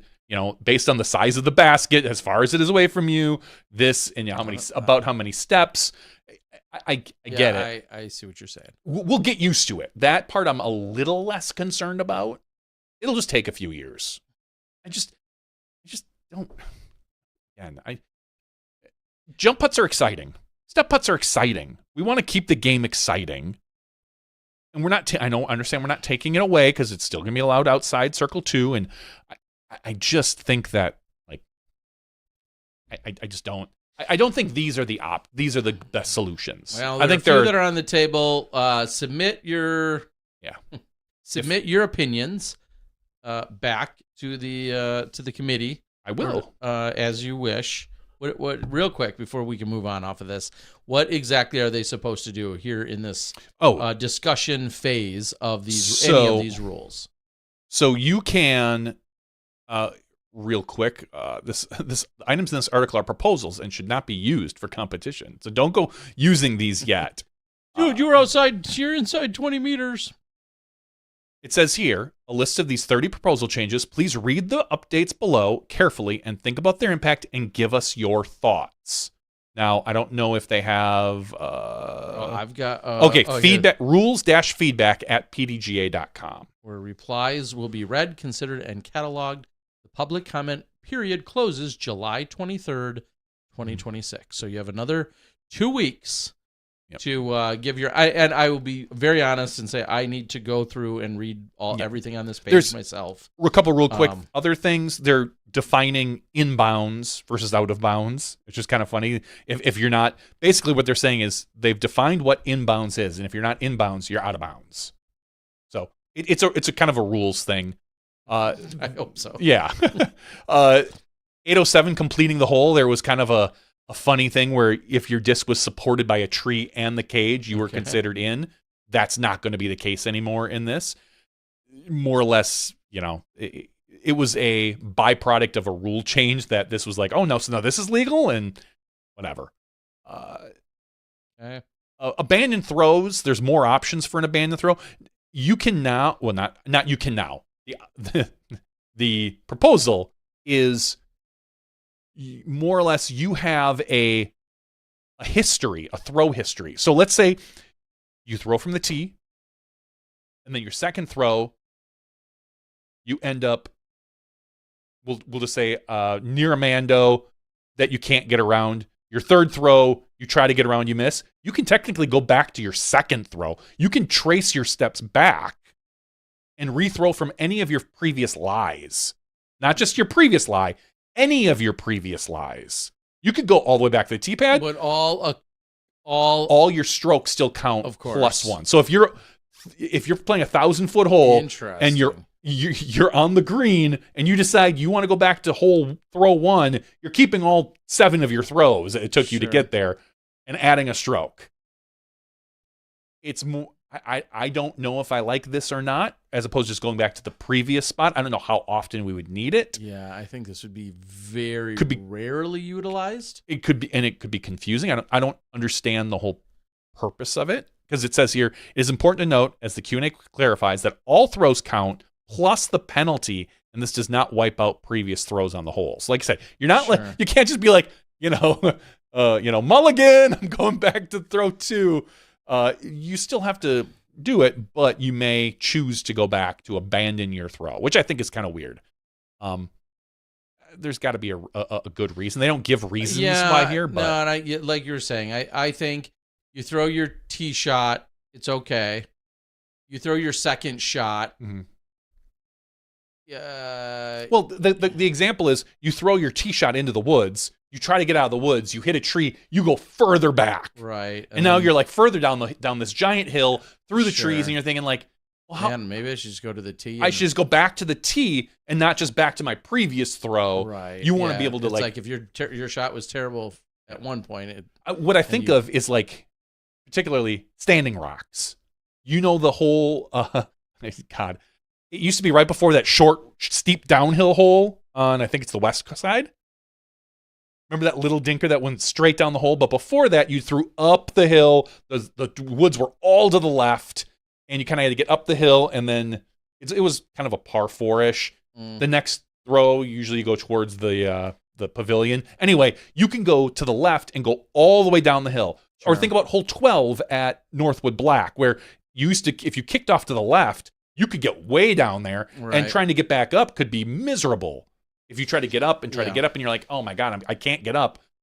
You had no option. You just had to keep trying. Now at least you could say, all right, I'm going to go up to where I was in the fairway. Yes, I'm going to take these 3 shots, but it might be better than the 5 it takes me to get out of here. Rare. Yeah, exactly. But thing. Another one is interference. The old phrasing was more or less, if your disc came in contact with any of your equipment, you took a penalty stroke. They're modifying that to saying if it hits your marker, that doesn't count. It's more so if it hits your bag, another disc you have lying there, but your actual marker, it shouldn't count as a penalty because you didn't get up and move your little marker after you hit a disc and it rolled back to you or something. Sure.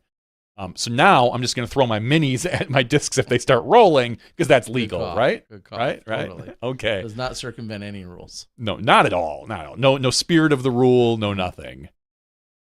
Ties require tournament official for every playoff. There's some competition manual stuff in here, finance stuff, how fees work. Go ahead, look at it. Most of these other things are not very impactful for players, but there are a few things such as allowing amateurs to accept merchandise in Pro Division A tiers, things like that. But they're not on the course, so to speak, rules versus the competition manual. Sure. So, all right. Well, I do have to do my diligence and go out and read up on some of these proposed ideas, and if I have any strong opinions, I will certainly make them known in the feedback section. Yeah. It's funny, one of the things that they really pointed out was kind of a phrasing that I have used a ton, which is the caddy is an extension of the player. Right.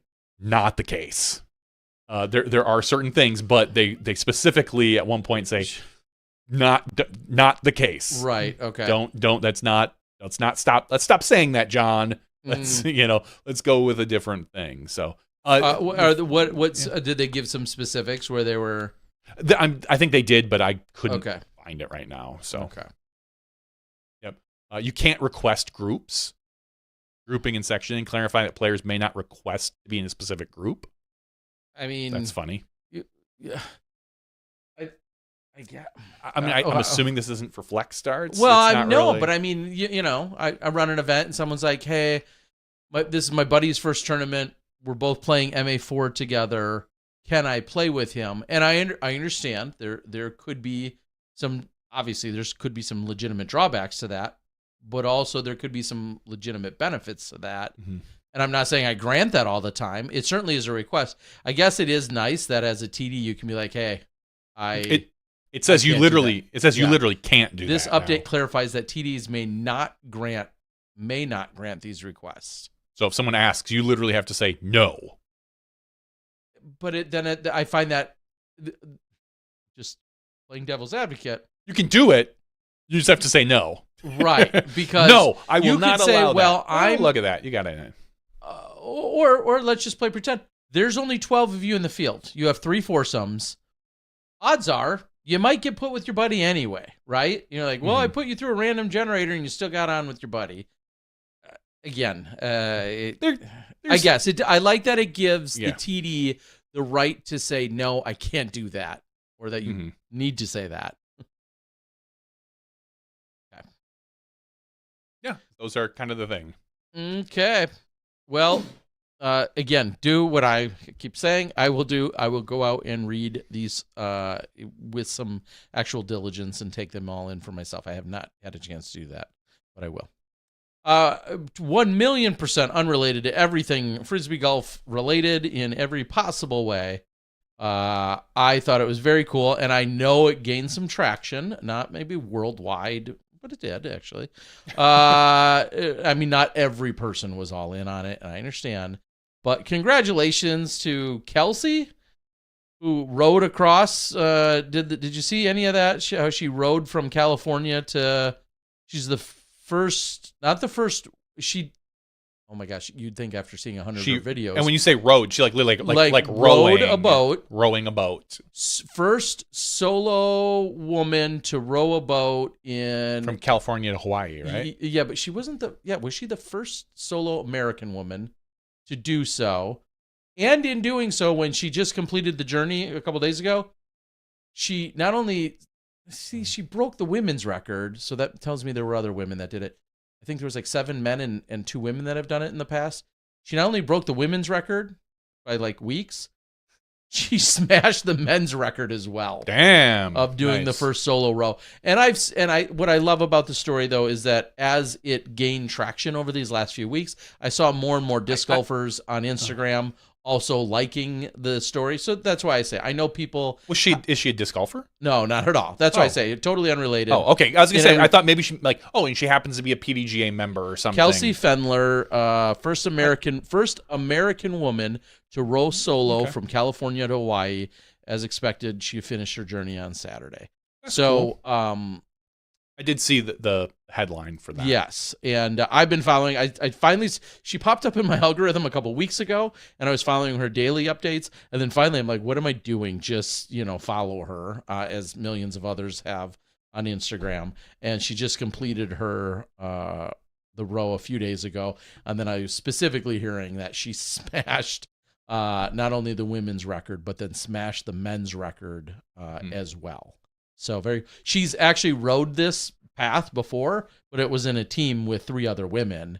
So she's done this before, made this journey, and now she just did it solo. And it's all great. And she's has raised money for foundation and has this update, daily updates and everything else. So congrats to her. I thought it was cool, and I saw a lot of disc golfers continuing to follow along with it. Anyway, I see for the most, it appears you have all your digits, so no major catastrophes in the fireworks from the weekend. I did not light off any fireworks. I was not attacked. That's a good way to avoid it. Although we went to a place called Kletch Park, which is right near the high school, so probably about 2 to 3 miles away. We always get these really great seats, and this year it kind of felt like, wow, I mean, we're a little closer to the fireworks. So the fireworks are a little closer to us. Like, it just kind of felt little bit, and I think based on the volume, it was confirmed. And with the wind, the way it was, I was literally looking straight up at the fireworks. I mean, it was. Was it like too close? Kind of like being too close at a movie theater? A little bit. You're like, oh, front row isn't the place to be? But it wasn't even so much that as it was getting hit with shrapnel from the fireworks. At one point, one of the kids we were with got hit in the cheek with like just a piece of cardboard, because that's all it is. It's just cardboard. I got hit in the ribs with one, as some of the lower ones when they explode. So we were close. Let me put it that way. We were really close. So. And it was a great show. Happy 250th birthday, America. But it was You crazy. have to go the route my little village of Pewaukee did. Ooh, what did they do? Drone show. Fuck that. Here's what I will say. I think they can be cool, but it doesn't replace fireworks. Right. They clearly they clearly you programmed them. Right. They clearly cater or I'll say I don't have any children or animals or myself that are impacted by any kind of fireworks. But I do recognize that others do. Yeah, sure. And so for that reason, I can understand how some people are very much in favor of it. I didn't look for any of the analytics or breakdown of saying, okay, well, you're not lighting off this stuff and putting these things into the air, but then you have to charge all these drones, and how much does that battery power offset other, we could get into all the nitty gritty there, but I will say from a sound / explosion experience, I can understand how pets, certain kids and certain people very much can lean toward the drone show. We coincidentally had a drone show on Friday night over our lake, Pewaukee. Saturday night, they did something that I still don't understand. They had fireworks. They lit the drones on fire. Made them whistle. Fireworks.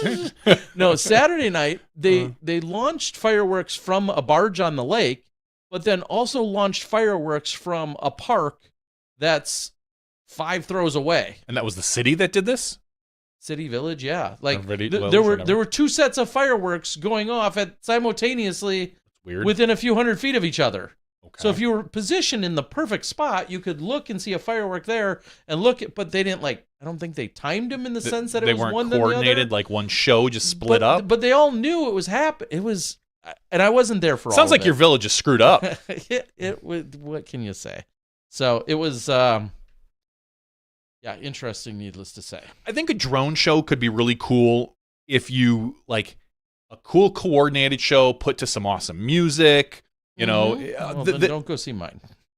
Like that to me could be cool. It was, but I'm not down with just sitting there, everyone hanging out, chatting while this drone show happens, and there's oh, okay, cool. Oh, there's George Washington. All right, that's kind of cool. Oh, look, there's the American flag. Oh, look, there's a fake firework. If there's no coordination, to me, if there's no musical coordination to it, worthless. Then you're just showing that drones can make a picture. Just to show you, a sailboat like that, walleye, again, America 250, 1776, We the People, Statue of Liberty, a jet, military service again, person. All USA, those are cool. A flag. Was there music to go with those? There was music that was then coordinated to the imagery to some degree. It would have to be cool. Otherwise, it does not replace the excitement of fireworks. I mean, they weren't putting up Michael Jackson and then showing a moonwalker. They should have been cool. That would have been cool. I agree. So, and I'm gonna guess there's, at least for my relatively small village, I'm gonna guess there's 100 or so drones that I guess I could count. I can't imagine how expensive those are now, because drones are hard to get these days. The DJI drones, which are no longer allowed to be imported, standard drones are becoming crazy expensive for cities and stuff. I'm gonna guess there's 100 and some in this fleet of them. I guess I'll also say The first time I ever saw a drone show, I feel like was during a Super Bowl halftime, maybe years something ago. like that. And they had like 5 or 10,000 or some absurd number. Maybe it was in Olympics. I don't know. They had some absurd number. So to see these where there's a 100 didn't quite. Maybe I feel a little tainted that or spoiled. That the one time I do remember seeing a drone show of some sort was just of such larger magnitude. I think a drone show could be cool. Like they could do cool things with the drones, 3D stuff, pictures, images. Yeah, it just doesn't have the excitement of fireworks. Sorry, I hate to be like, downtrodden on them. I'm a technology guy, but there's just something cool about kaboom. I hear you. Now that I look, I did take a picture before they all lifted off, and rough guess is about 150 actually. Yeah, I think there's about 15 per row. 10, yeah, you just can't beat. And my daughter, who in general, very strange, she doesn't love thunderstorms. She gets kind of freaked out. She loves fireworks, loves them, except for the ones that she requested her headphones when the ones that whistle. Which were kind of annoying because we were very close, right? But it was loud. Like some of those, you really felt some of those big booms in your chest. There's just not, the drone's just not the same. Like I can't. It's just disappointing to me. America. Yeah, but. Anyway, that was happened.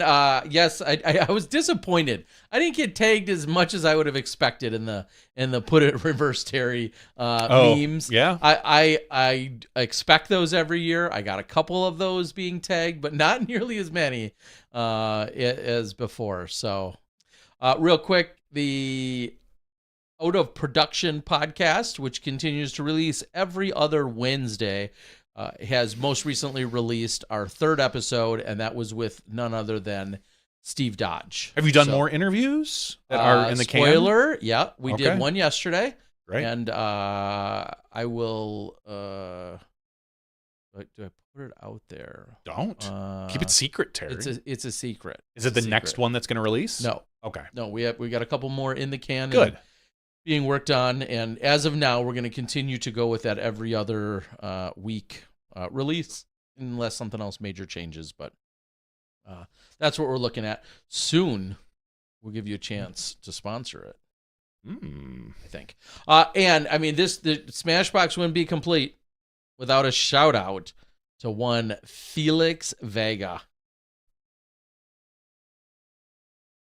Yeah, what's up with Felix? Birthday? Another win. What? First in MA2. So congrats to Felix. Wow, nice one, Felix. Sandbagger. Yeah. I mean, he says... Right, if you win, you're a sandbagger. This is the best I've felt in a tournament in a while. I played 4 tournaments this year at Heritage Pines and have 2 wins and 2 second-place finishes. Felix, quit owning the course, so to speak. He says, I love this course. Winning this one was fun as my card mates pushed me both rounds and forced me to hit lines and make putts. Sorry. I'd like somebody to say, it wasn't fun winning. No, I was reading Tim's comment. Tim says, I like the drone show that Ukraine has put into launching into Russia. Right. I saw that. Thanks, Tim. That made me chuckle. Anyway. All right. I'm trying to think if there's anything. There will be as soon as we get off. I'm sure there is. As we turn off. Turn off. I'll remember something or other. Yeah, I don't think so. We'll be interested. Do you? Yeah. I mean, I think the remaining excitement. Best of luck to everyone. Where are they playing this next weekend? Where all the nowhere. This is a travel week.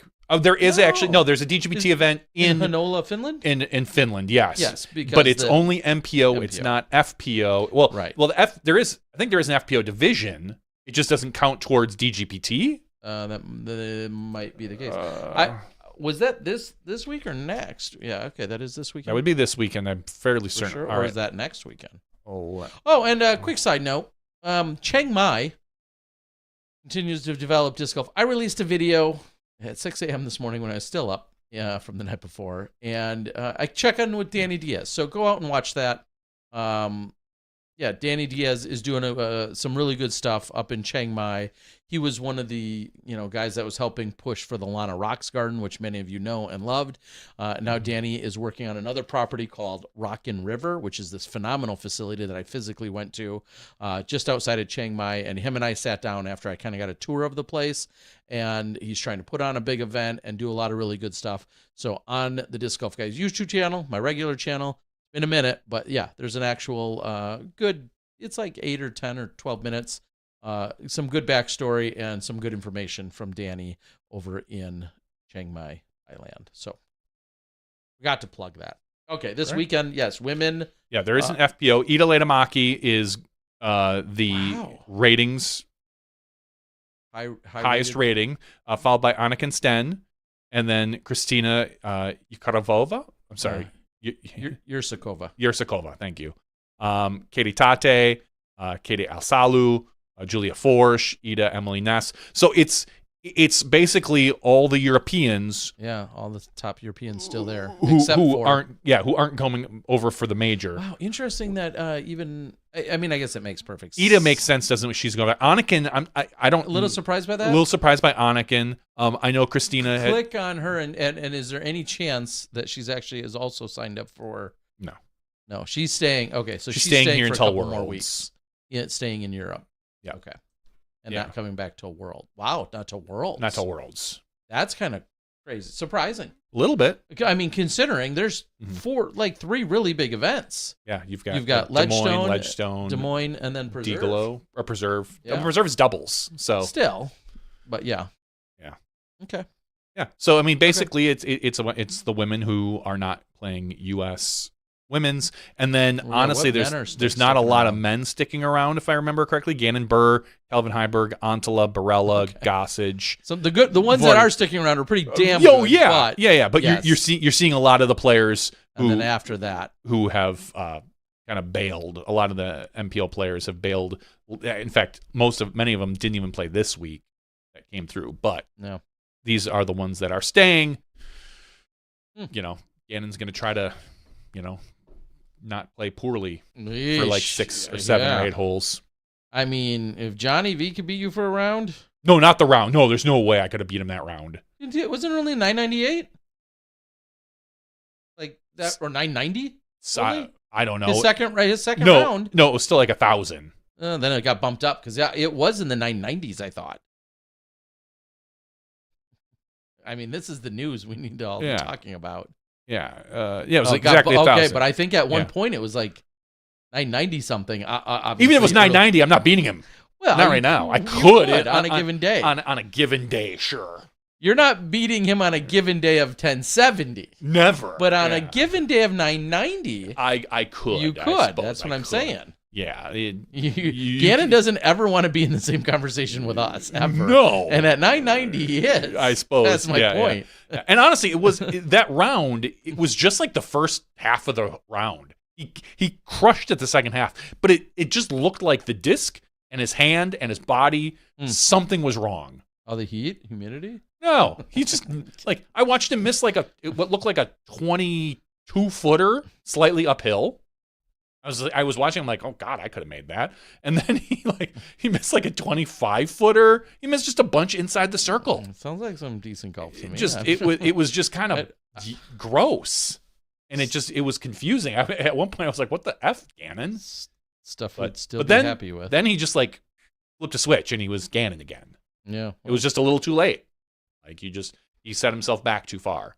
Yeah, but he can't even ace a 144-footer like I did. I saw you do it. That was hole 4 at. No. Everybody got it wrong. No, I was near Wittenberg. Yeah, I was gonna say that didn't look like Valley View at all, which is why I was. To be fair, there was 0 tee pads, and so I stood. You made it up. I stood exactly where UDisc marked them. Sure. And that's where I was standing for that one. It's been interesting playing a couple of new courses lately. You got to get in on that Powerball action, Terry. Right? That's all right about that distance. I have been playing playing more golf, but more specifically trying to play any and every random course that I can. Good. And it's really opened my eyes to a few things that I want to dig into business-wise about course design, course maintenance, and a few of those things, because it's been really eye-opening playing a few courses that need some basic upkeep. And I've got some ideas, so we'll see where it goes. Okay. What's the question? Terry's best rated round? And my best rated round, I don't know. Can you easily look that up? Yeah. Go to your name and then go to then just your round history. I want to say 1058 at a Worlds probably was mine. I want to say.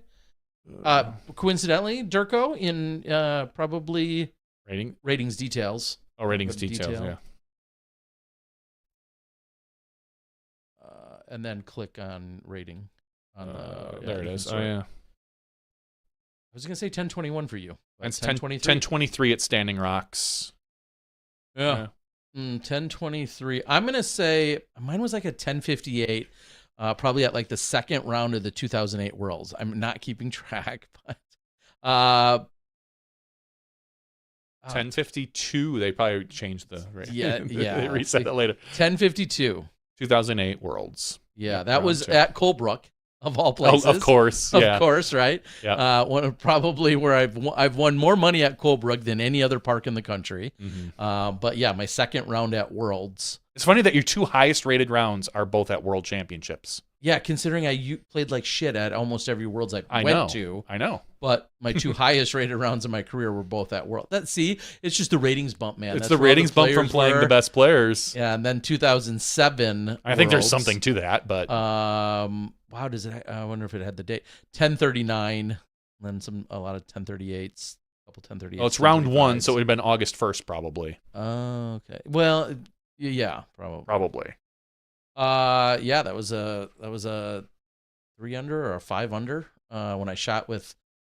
It was Josh Anthon and a couple other guys because we stayed in the same group at Highbridge that year. Oh, I didn't play Highbridge that year. I think I shot a 5 under, and then we played the course again, and I shot a 3 under, if I recall. Okay. And I was actually doing pretty well. But we stayed in the same group. We didn't have time to switch cards, so they intentionally pre-planned it. Yeah. That you stayed in the same group for the first 2 rounds of Worlds. Wild concept back in the day. So wild. So, all right, there you go. 1052. There's your answer. MD AVR says mine was 1056, a B tier at Flip City. I don't believe you. There's no way to prove it. We got some new people chiming in. I like it. 1078 rated Monday, August 12, 2008 Lime Kiln. Oh, wow. What? Lime Kiln. Rated Monday? A Monday? We were playing on a Monday? At Lime Kiln Park. Lime Kiln in Wisconsin, in Grafton? Like 1078. Is that like a 17 under? Lime Kiln isn't. Well, it's only 9 holes, so how many for starters? You had to get all 9. I mean, it could be a different Lime Kiln Park. You could be, I mean, yeah, it was Red Kiln Park in China I was just in. Sure. Anyway. Oh, it was a joke. Okay. Oh. I was gonna say, I don't know. Like, yeah. Or the joke could be that you were out alone on Monday. When it doesn't count after the tournament. Anyway, that's the ramble. We did it. Thank you guys for joining us tonight. It's been a lot of fun. Again, big shout out to our candidates. Next week, I think we may have at least one guest lined up, a UDisc representative. Which one? Who knows? Pretty sure it might be Matt. Okay. Well, sounds like Matt just got called out. Yeah. But yeah, sounds like we're going to have a rep from UDisc. I'll email him tomorrow to remind him because he had talked about maybe this. I think in the email he was like the 7th or the 14th. And I said, I'll get back to Terry. I'll talk to Terry about it. That was like a week ago. And I have not responded since, so I need to follow up with him and make sure everything is good for next week. All I can do is hope that I'll be here next week. Tomorrow, I hit some roller coasters, so let's hope I'm not stranded on one for like 4 or 8 hours like they were a few weeks ago over there. At the top of the roller coaster, like upside down. At Six Flags? I don't know if it was it it a same different? Six Flags, but me and a couple of friends, Kazi, and my daughter and his granddaughter. We're gonna go to Six Flags tomorrow. Ah, nice. So we'll see. Hopefully we all come back. Do you ride all the rides? Yeah, all the ones I fit on. There's one I didn't. I really am too fat. But there was one. Now I'm almost. I'm 20 pounds less this year than I was last year. So it shouldn't be a problem. But that's not fun. No, as you can imagine. At that park, I got turned down for being too tall on a roller coaster. Yeah, that's not my problem. At the Iron Wolf. That's what I'll tell everybody. That was the standing one. Yes, which is no longer there. Yes. I tried. I even, like an idiot, I tried to like scooch down because I was just barely too tall. It was like an inch. Because if there's one thing you want to risk, exactly. If there's one thing any of us should fake, like me, be like, no, I fit. I swear. Yeah, like, I know. That seems like a smart idea. Trust me, it crossed my mind. Even then, I wasn't. I mean, I think I was in my early 20s when I went there and did that, and all I kept thinking is like, there's got to be like some extra clearance, right? It's not like if you're 6'6", you're not brushing your toes on something, and it's a standing one, so you like literally they lock you in. So I thought, it's kind of keep my legs up for the ride or something. I had it all thought through, but when I got in line and they went to like strap me in because I got all the way through, I got onto the coaster. You stand there and they're locking. Some kid who was like, 16 walks up and he goes, "Hey, you, come here." And I knew right there, I was like, "Fuck, I busted." And so I stood like I kind of slanted against the wall, and he's like, "Stand up straight, dude." And I was like, just trying to die, aren't you? And he's like, "No, you can't ride this." And I was like, oh, "Fine." Oh, poor and so I had to walk through the roller coaster to the exit and then leave. Yeah. And I was just like, which is fine. Again, there's good reason. There are good reasons. And I shouldn't probably be no, don't be dumb. Yeah, which I was clearly. So. But yes, Terry, down 20 pounds. Everyone's impressed. Nice job. I got a ways to go. Hopefully, I should in all of them though. We'll see. Anyway, and a big shout out, best of luck, Tom McManus. And his wife suffered a fall and hurt her kneecap. I think broke it technically. So we wish a speedy recovery for Pam, as he told me today. She's normally always taking care of him, and now he's taking care of her, and it could probably be better for the both of them. So best of luck. Big Smashbox hug to the McManuses. All right. Thank you guys for joining us. It's been fun. We'll see you next week. We'll do some giveaways. We got a bunch of them to catch up on. We've got some extra giveaways we can do, and looking forward to some U-Disc updates, and maybe we'll have a pro or two on. We'll go from there. If they come back into town, maybe. For Johnny V, I'm the Disc Golf Guy. That's 6:15's after show. We'll see you next week. You step inside the Smashbox.